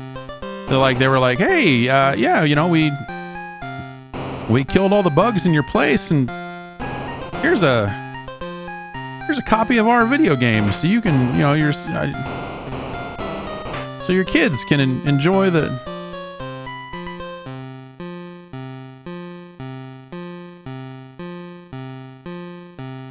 Yeah, Shiny posted what looks like the back of the manual. Certain trademarked characters used with permission of Western Exterminator Company. What the fuck? Colonel Cleanup is a registered trademark of Western Exterminator Company.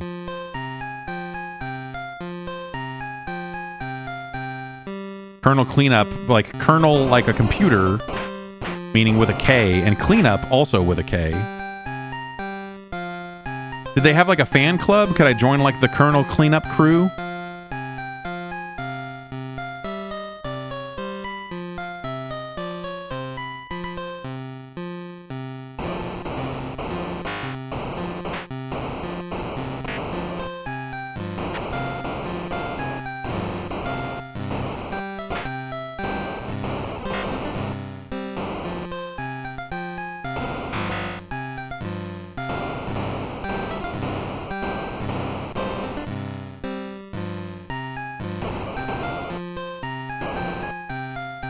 Sometimes I can't jump. I don't really know why.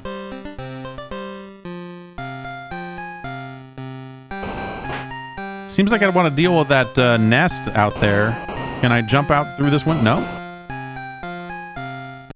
13 bugs left.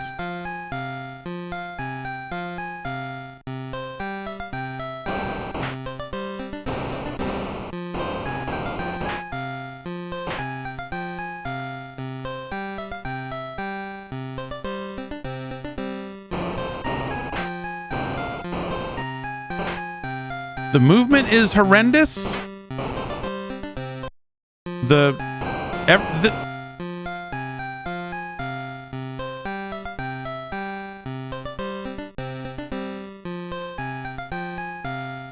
don't mean to shock you, but this is not very good.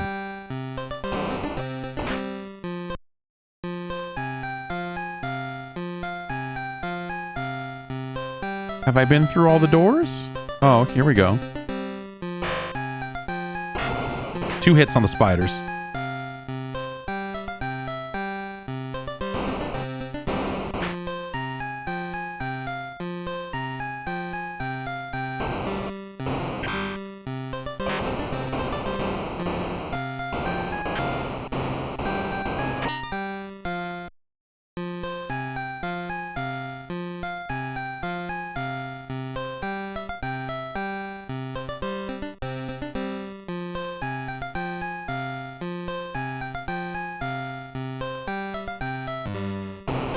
For some reason, I can't really jump out here. The jump just doesn't work out here.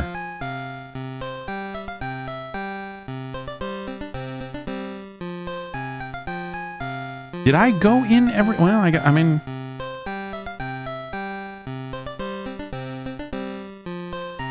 Okay, we got a bug up there, but I can't get up there this way. Like, this is terrible. The whole, like, nonsensical nature of the doorways and where they lead and all of that stuff is just grim stuff.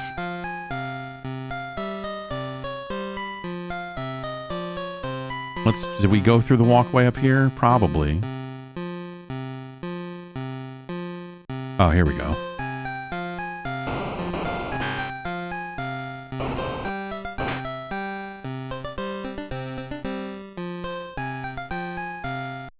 Two bugs. And they were just in this upstairs area over... No, not this one. This one?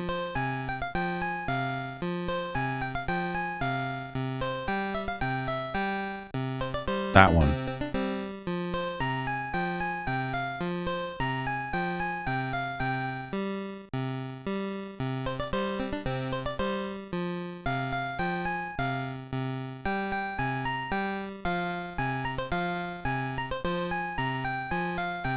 No time limit, right? Okay, it doesn't seem like it. I can just wander freely around this house forever. Until I give up on life itself. Oh, we made it!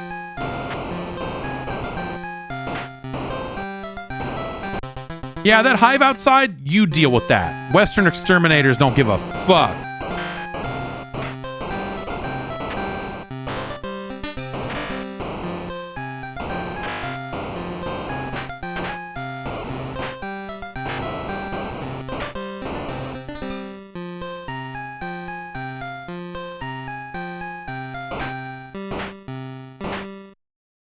Here we are, level 2, 33 bugs.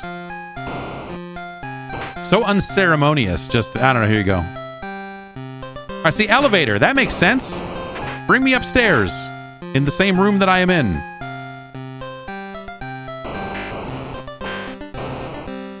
Normal behavior for a game to have.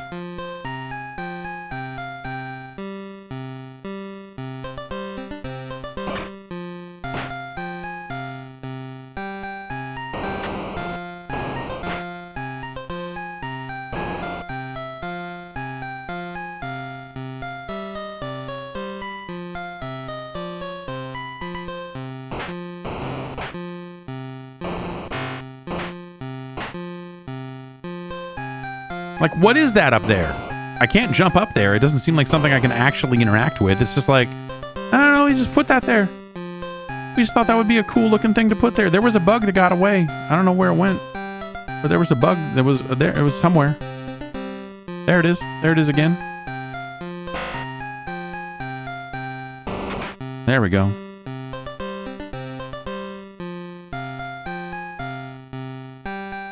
You can't tell what the player sprite is supposed to be? Why, it's the famous Colonel Cleanup from the Western Exterminator Company.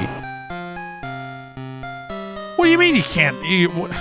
What are people saying in chat? They don't understand. They don't know what it... Look at this guy. It's the guy.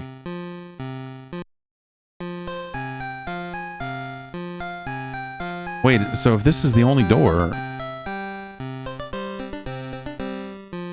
No? Okay.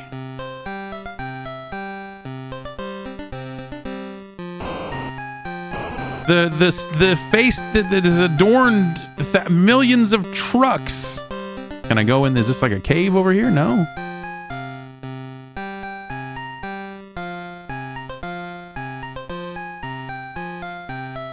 Okay, let's try taking the elevator up.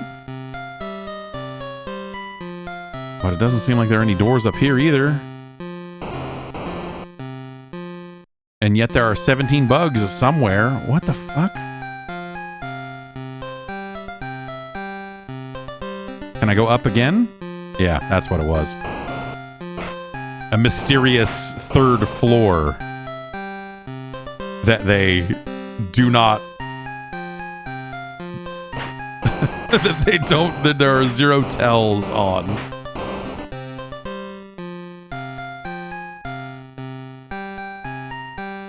Oh, look at this. There's some sensible level layout, too. I went in one door and it was over here, and I went in the other door, was over there. Let's go up again.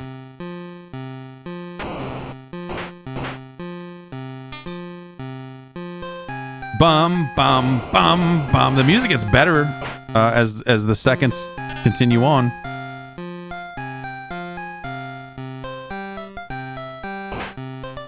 Smoked! I must have to continue going up, right? That's the only... Oh, here we are on the roof with an insane scorpion. Very good jumping. Everything here feels great. 0 notes. Games don't get any better than this. We did it.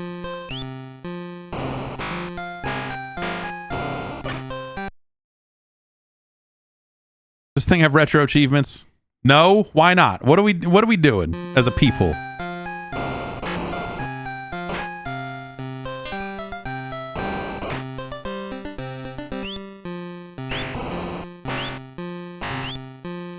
Toxic.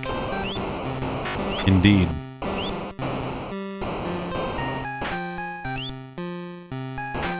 Where the days go for a ride.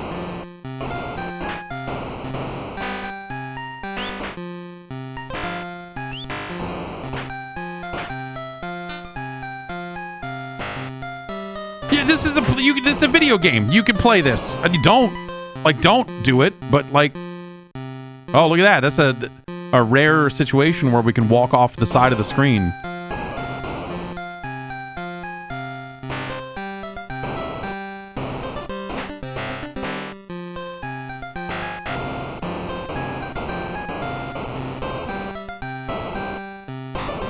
Can barely move down here.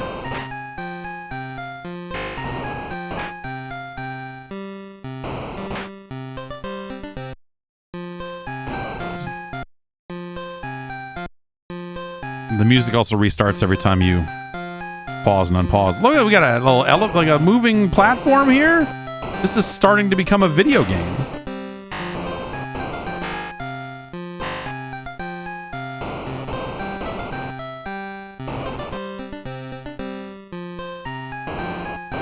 Apparently, I can't get over there to kill that bug. Do I need to? I can't walk that way? Dude.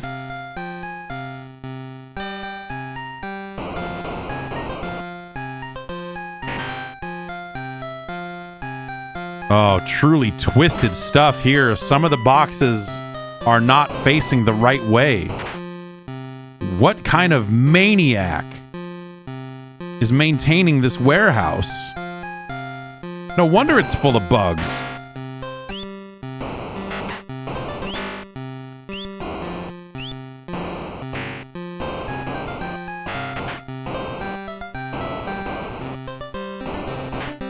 Well, I don't know about you guys, but I know next time I've got a pest problem, there's only one place I'm going to call, and that's Western Exterminators. With my offer code, you could... Oh, shit. He had enough. He gave up. He jumped into a fan. This gives us a way to actually see what happens when the game ends.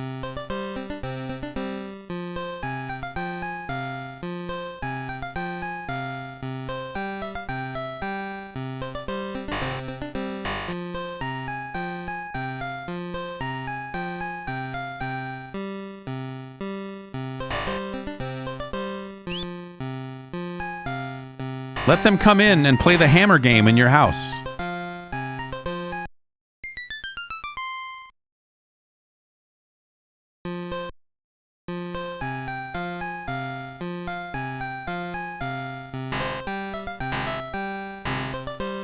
Like, it just feels like it takes so long for you to lose health. Okay, this is probably faster than running all the way to the end.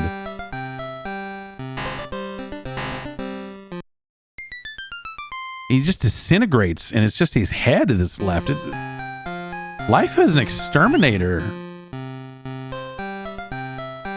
It's fucked up.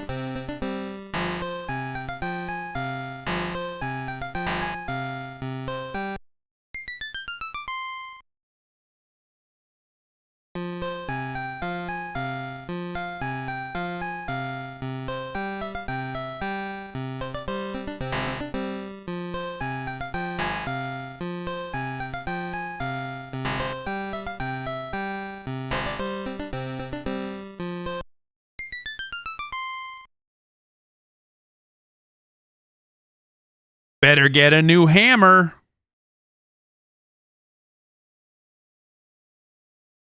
What if I just press start? That's what I thought. Okay.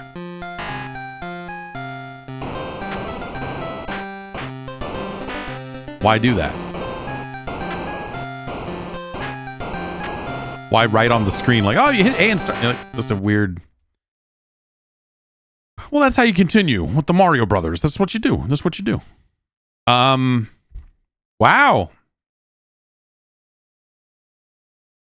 Wow.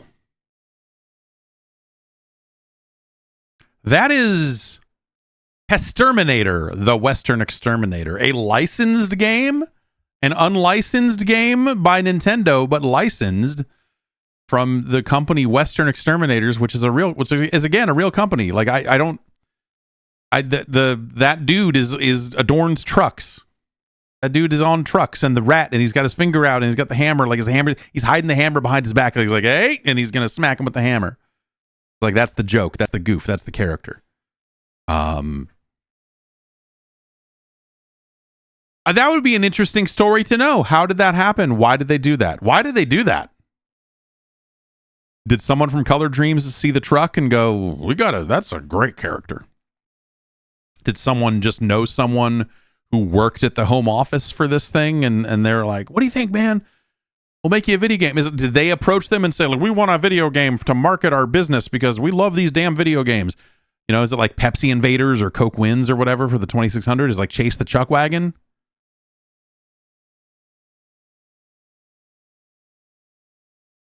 Fucking weird, dude. The movement is really terrible. The hitbox on your hammer is no good. The reactions to the enemies that take 2 hits just kind of go bonk, bonk, bonk, bonk, like they just pong their way around the room for a minute, which is, I don't know, shitty. I was going to say embarrassing, but whatever. Clearly, there's no room for embarrassment when you're making these hot, unlicensed hits.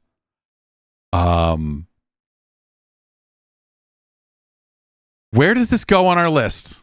Let's take a look. It's better. It's worse than Wacky Racers. Wacky Races. Wacky Racers. It's worse than Rambo. It's certainly no Wizards and Warriors. It's worse than Clax, another unlicensed video game.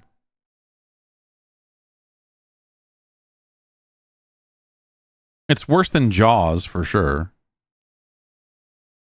Definitely worse than Fist of the North Star and Airwolf. It's no Eliminator boat duel. It's worse than Attack of the Killer Tomatoes.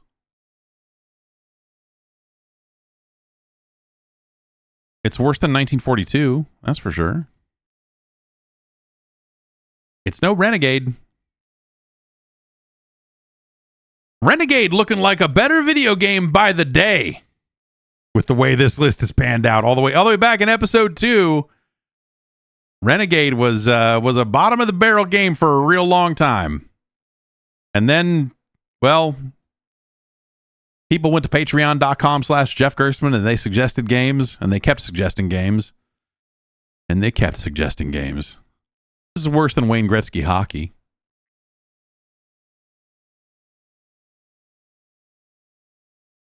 It's worse than Dash Galaxy. Well, let's think about this. Is it worse? Is better or worse than Dash Galaxy and Alien Asylum? Because that's a bad game. This is worse. This is just mechanically more fucked up.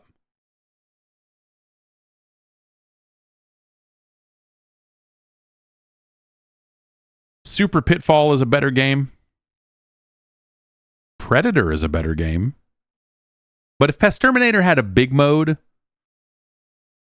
that'd be something. That'd be nice. That'd be nice.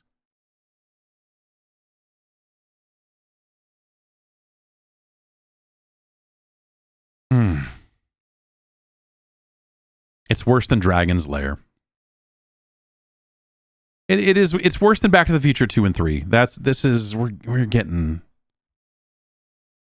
It's worse than Major League Baseball. It's worse than Clash Ball. It's worse than Taboo. It's certainly worse than Chiller and To the Earth. It's worse than the first Back to the Future. It is worse than Beetlejuice.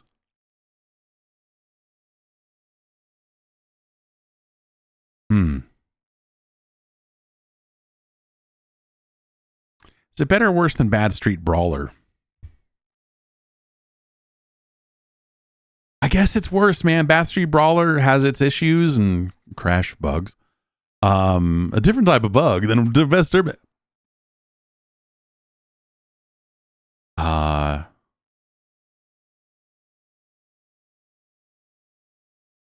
This is worse than that. Again, it's a lot about the hitboxes, and like in some parts of the level, just for whatever reason, doesn't let you jump. And there is a little bit of up and down movement in the environment, and it's like in some situations, if you're lower, you can jump, but if you're up at the top, you can't. And that's a weird, just the jumping and the movement itself is just really, really fucking funky. So this is worse than Athena, which for all its faults, of which there are many.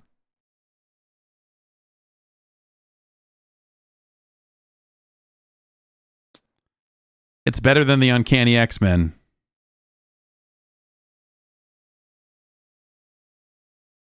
It's worse than Barbie. It's worse than Skull and Crossbones. It's worse than Circus Caper.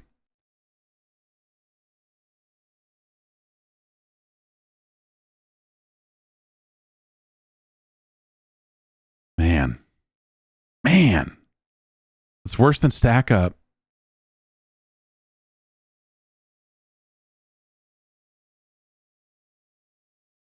It's better than Deathbots. It's not as good as Robo Demons. It's our new number 413. Oh. Pesterminator. The Western Exterminator. Great name.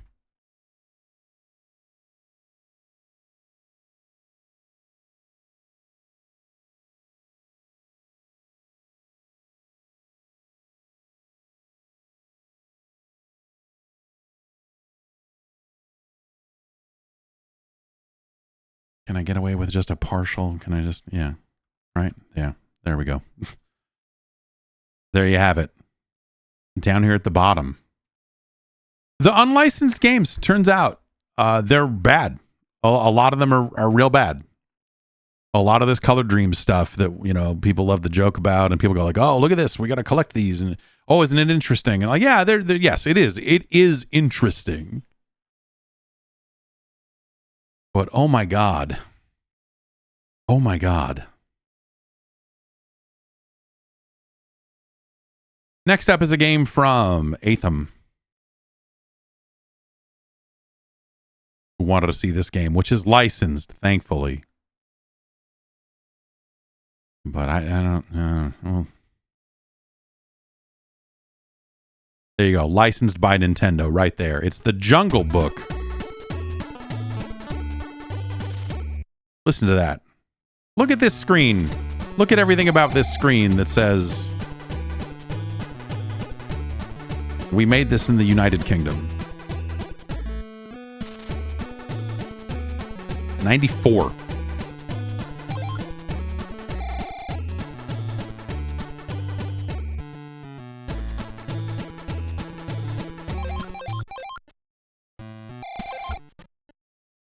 So music options is actually just music, I guess.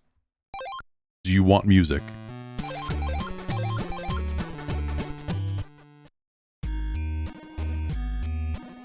Okay, I'm trying to find the man village. The man village. All right, it's the song from the thing. That's a weird climbing animation for a rope, but we're gonna have a banana fight with this monkey. Never have a banana fight with a monkey. Okay, we died.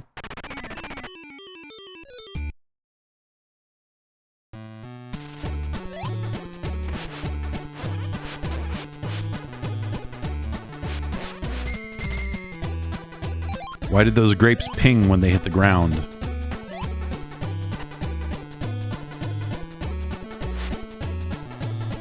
Okay, so sort of a Mario system of hold down the attack button and it's a run button.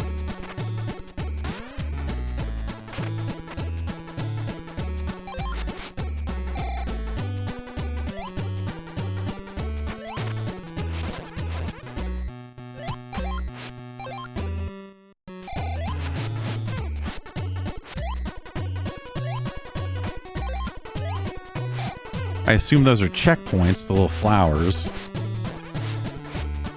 Oh, I can shoot diagonally too. That's interesting, I guess. I don't know.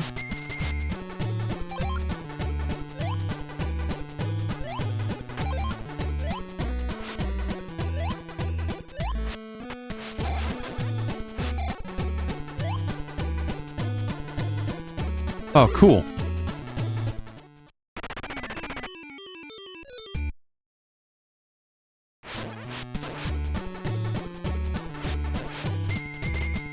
Well, I don't want to hear this song ever again. Already.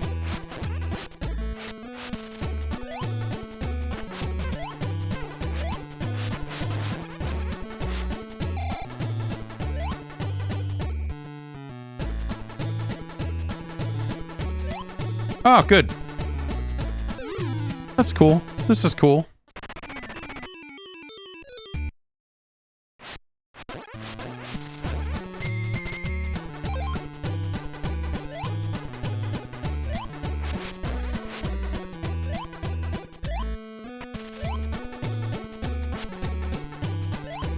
See, I hit the roof there, and then I can't get the range.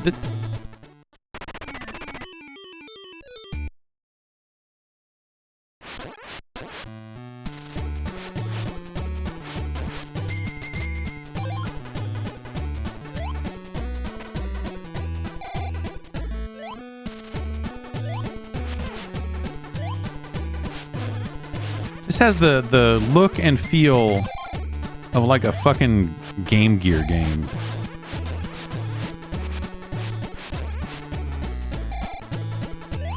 So a Game Gear game would have it just be like, it would be more colorful.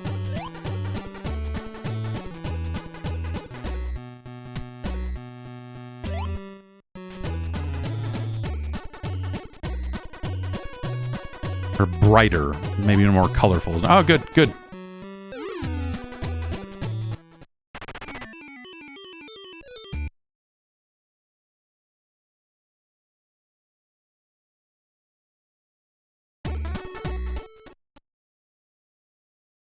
This game is not without, like... Now, see, if this was a Game Boy game, like, the resolution on the Game Boy is such that, like, these characters end up, like... And remember, like, in that era, they just made a lot of fucking games with, like, characters that were way too big. And so nothing fit on the fucking screen.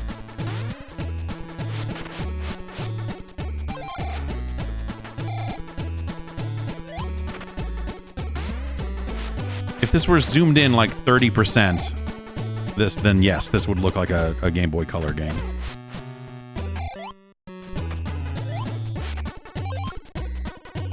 Level design that makes you long for the subtle charms of Bubsy, the Bobcat.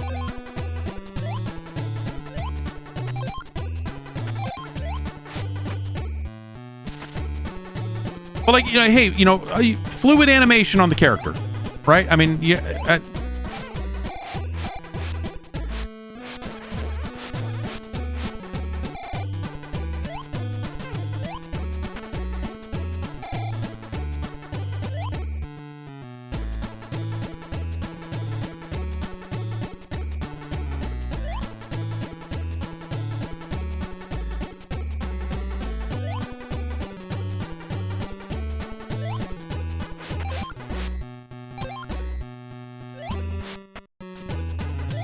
Wait, what?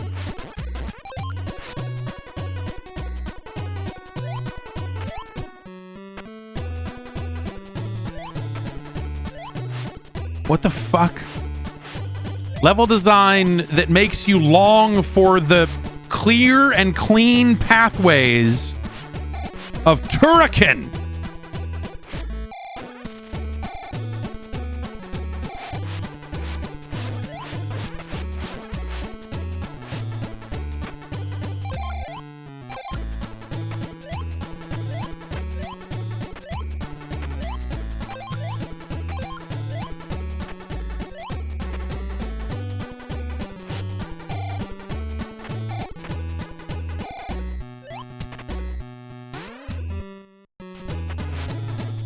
Oh, I gotta get all the gems, huh?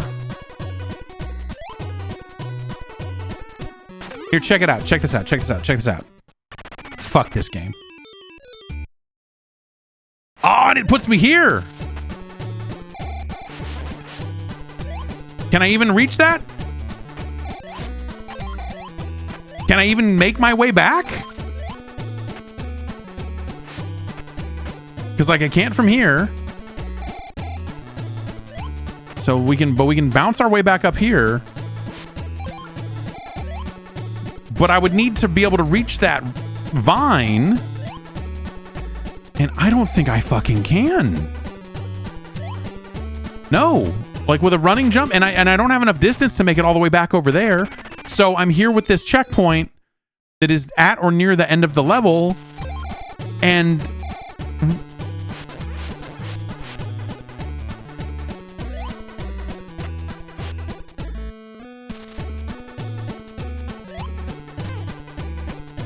we can't bounce off the bugs to get there.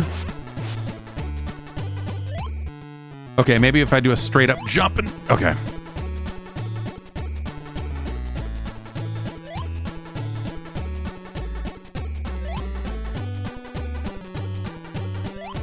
They give you just enough air control to pull that off.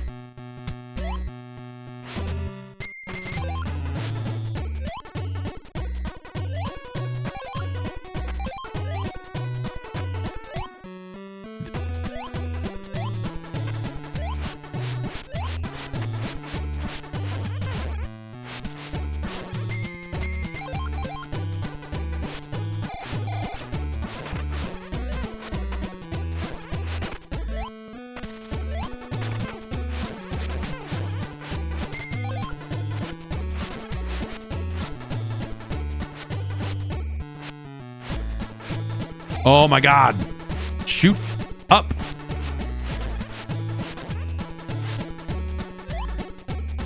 Ha ha ha ha. Have fun doing that all over again, you dumbass. Oh my god. Oh my god. I should probably touch another checkpoint to make sure that I don't end up... oh, I have to fucking... how much like back around and up do I have? Oh no, I got murdered by this. Fuck this, dude. This is...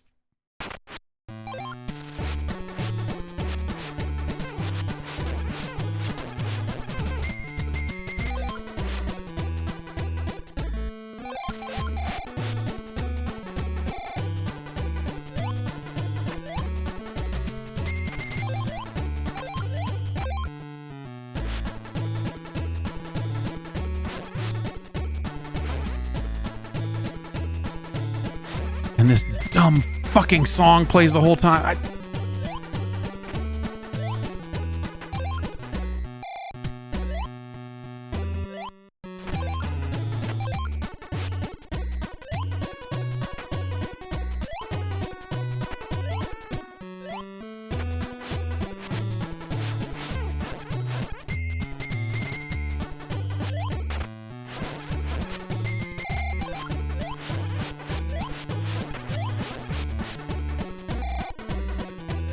No, no, you piece of shit. Fuck.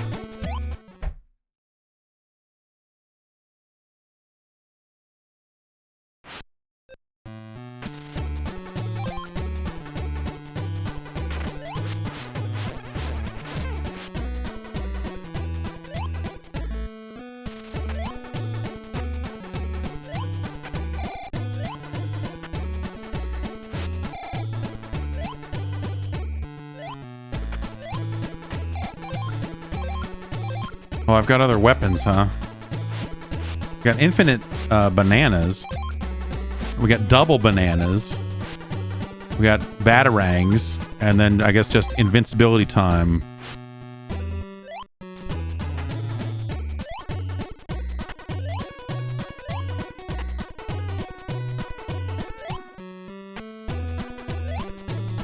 I hate everything.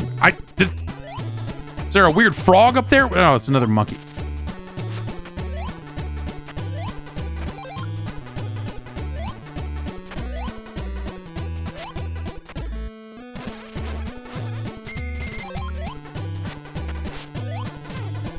Oh, that almost, I almost damaged my way up there. That would have been nice.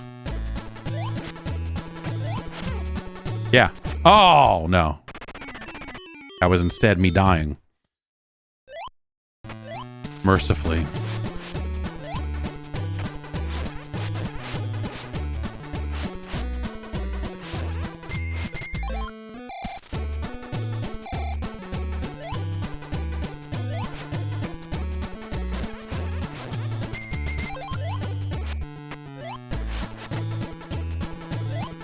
Not really seeing anywhere to go from there. Not really seeing anywhere to go from here. Like, just like, here you go. Yeah. Oh, nah, it's not going to let me do that. That'd be nice.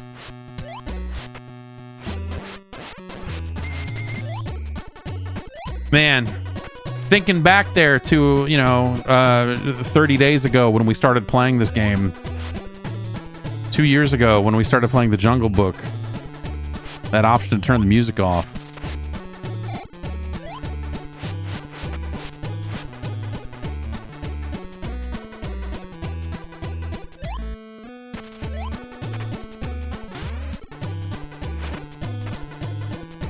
I don't have enough error control to do that, I don't think. Oh yeah, okay. Fuck this game.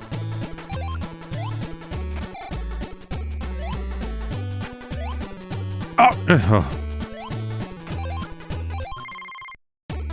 Oh, okay. It doesn't make me. At least I don't have to walk to the end. At least that's the end of the goddamn level.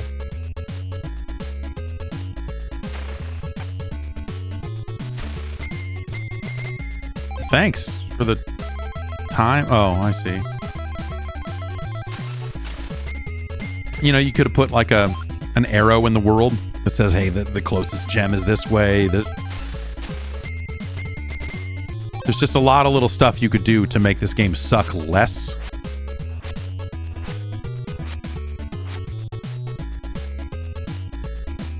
Oh, I have air control there. I could have gotten some stuff, I guess. Oh, this is a bonus stage. I see. I only have...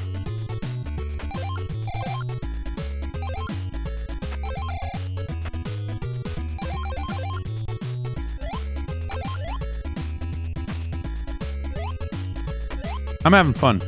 I like video games. They're great. They're just a great time.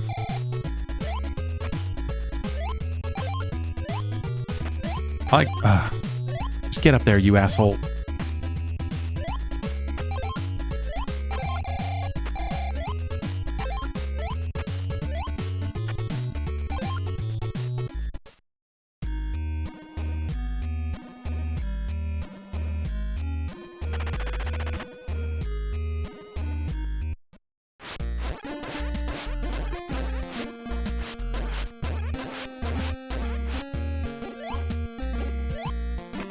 All right, 10 more gems, idiot. Have fun.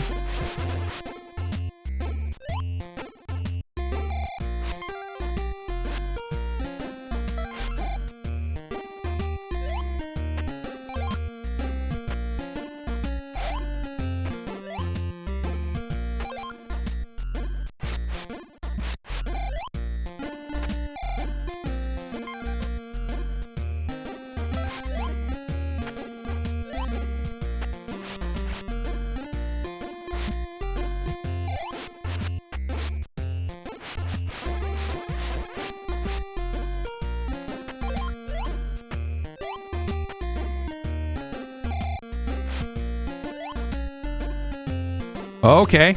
That's the thing I can touch, huh? Sure. If you say so. I mean, I can grab it here too? Okay.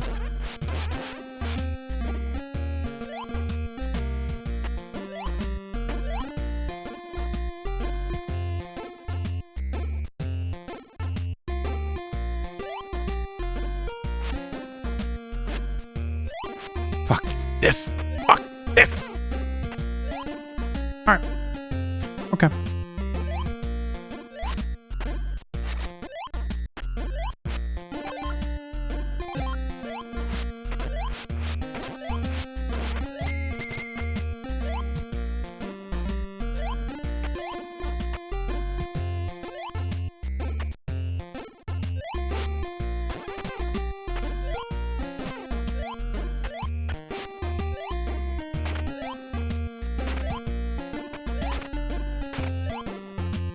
The particulars about what you have to do to touch a thing in this game are interesting. And by that, I mean garbage. That I can't, like, just touch that checkpoint from here and, Okay, the snakes are apparently invincible.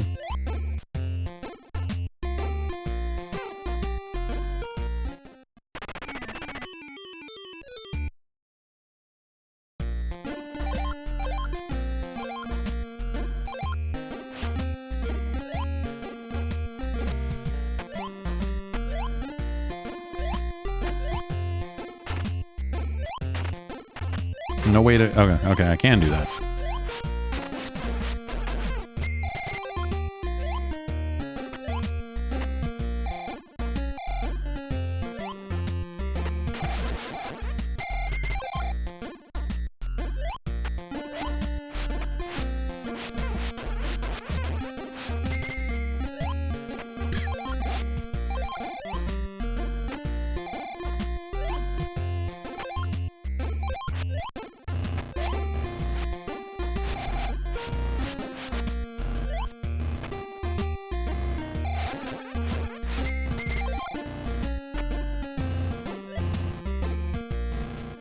Oh, okay. Not a thing I can stand on, huh? Good to know.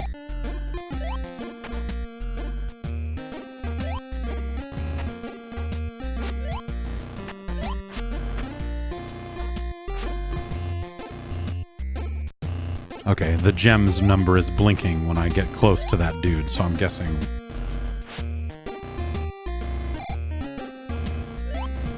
Those look like platforms you'd be able to stand on in a real video game.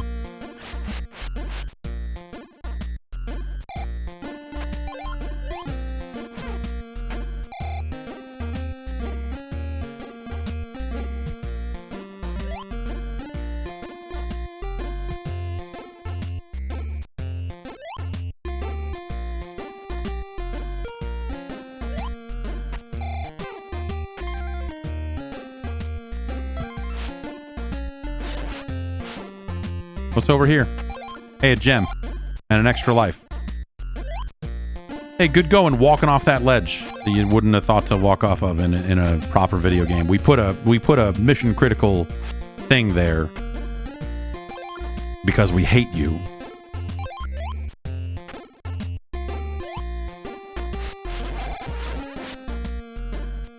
What else is down here? I don't know. Just start falling off of stuff.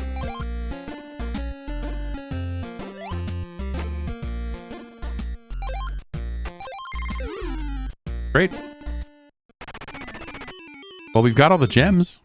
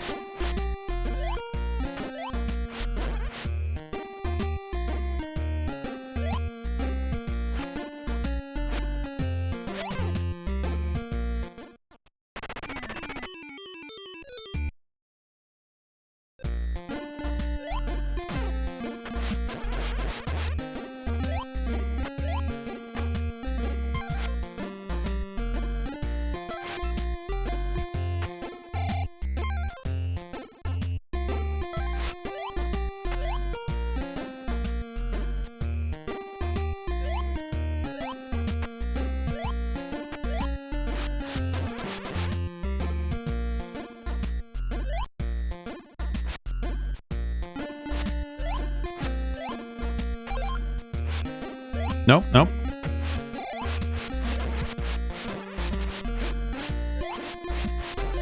Is there something else up here? No, you piece of...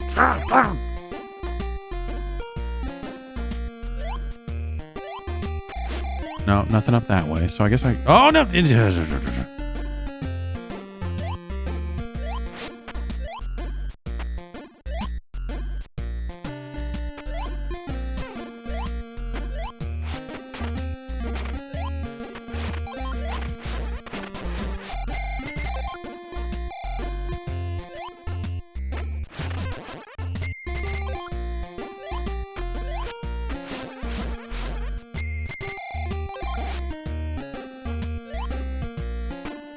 I swear, we're almost there. Oh. It's like that, huh? Cool.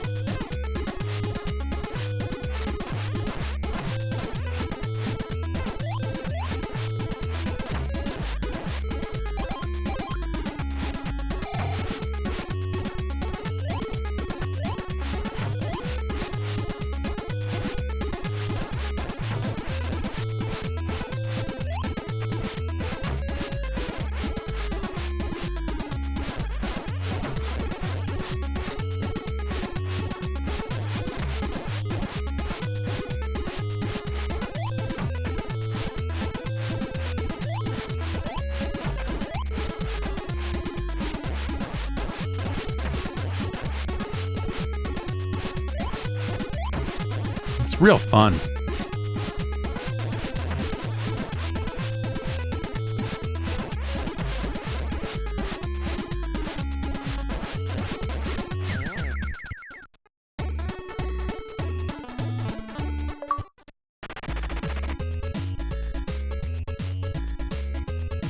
This sucks, dude.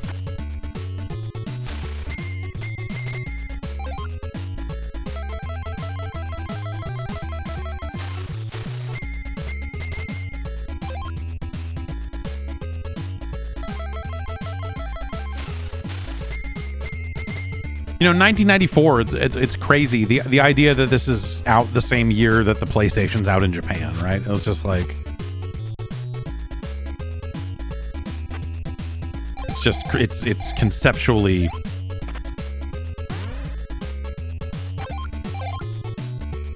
something of a mind fuck, I suppose. I like that this is the exact same level layout that we had last time.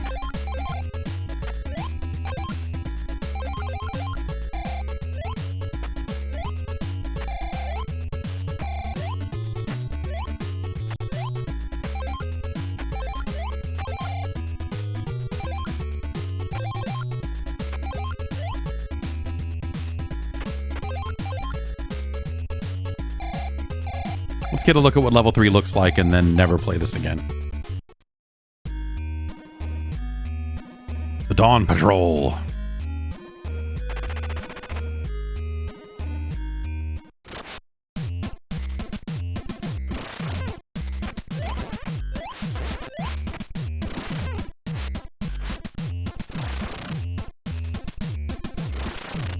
Now you have to get 15 gems.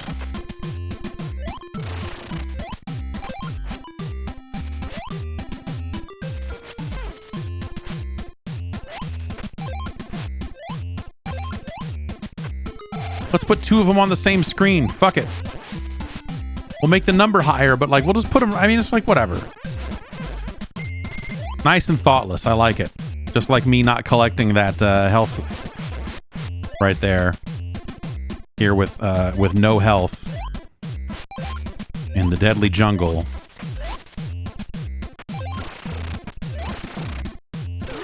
Yeah, that's the Jungle Book, dude. This is... grim, but like it's functional, right? It's yeah. So many games have been so much worse and more broken and all that other stuff. You know, it's no Raid 2020, right? I mean, it's no Blues Brothers. It's a functional video game. It's just one you don't want to play. And that is some of my, like, personally, some of my least favorite games of the era are that specific style of, here's this platformer and there's just a bunch of random shit you have to collect before the level will end, and we're not going to tell you where any of it is. And so you're going to get to what you think is the end of the level and then not be able to leave because you're like, oh shit, I need to walk back and get a bunch of other garbage now. And it's a different skew of the, like, that kind of like British action game. It's the evolution of some of the other kind of more ZX Spectrum-y style stuff that we've seen earlier in the console's lifespan. This is more of the 16-bit variety of bullshit. Like Turrican comes to mind, and people love that game and they're crazy. Or I mean, they're not crazy, they're Amiga owners, and as a game that was on the Amiga, it's incredible. When you start porting that game to other platforms that have proper action games on them, it's just like, you know, we could play Turrican, but we don't need to. We got other. You guys want to play some Contra? You want like a real, you know? Okay. But whatever. That's kind of neither here nor there. Where does this go, man? In my heart, it's at the bottom of the list. But you know, it is like, it is not broken. It is like technically functional. It is better than Super Pitfall. It's better than Time Lord, certainly. Obviously a better game than Mappy Land. Is it better or worse than the Bugs Bunny Birthday Blowout, the 4B? It's not. It's like, it's kind of sucks in a similar way. No, it's better than that. It's better than RoboCop 2. It's a. The Addams Family is like I said, the earlier example of like that type of thing in a weird way.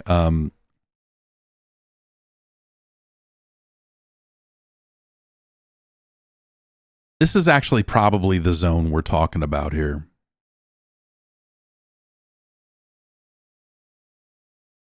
Like, it's better than RoboCop 2. It's better than Hatris. Is it better than the Addams Family? Like, technically, yes. Is it better than Total Recall? No. No? Magic Johnson's Fast Break is a better game. Platoon is a better game. Home Alone is a better game. Dr. Jekyll and Mr. Hyde is a better game. Okay. Ghoul School, certainly a better game.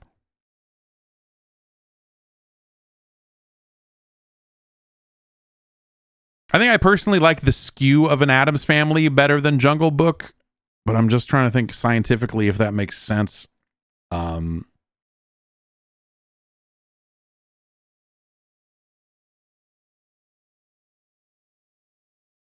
It's, you know, the Bone Room. It's better than Hatris. It's not better than the Addams Family. It's our new number 314.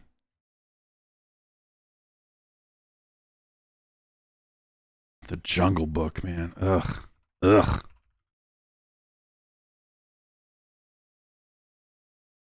I'll tell you something that might be a little unpopular here. You know, there's a lot of conversations that people have about all the, you know, the Disney platformers and stuff, and you know, which version of Aladdin is better is one of those conversations that comes up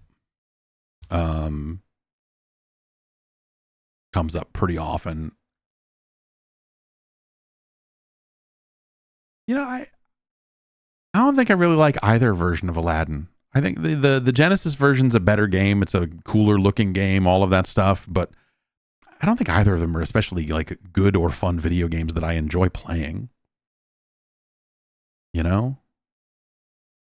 It's like that Earthworm Jim problem of like, Earthworm Jim is really cool for about the first 4 minutes. We're like, this looks great. And it's got so much charm. And then you launch the cow and you're like, everything about this game sucks shit. You grow up a little bit. You get 3 years later, you come back to it and you're like, oh, Earthworm Jim is trash.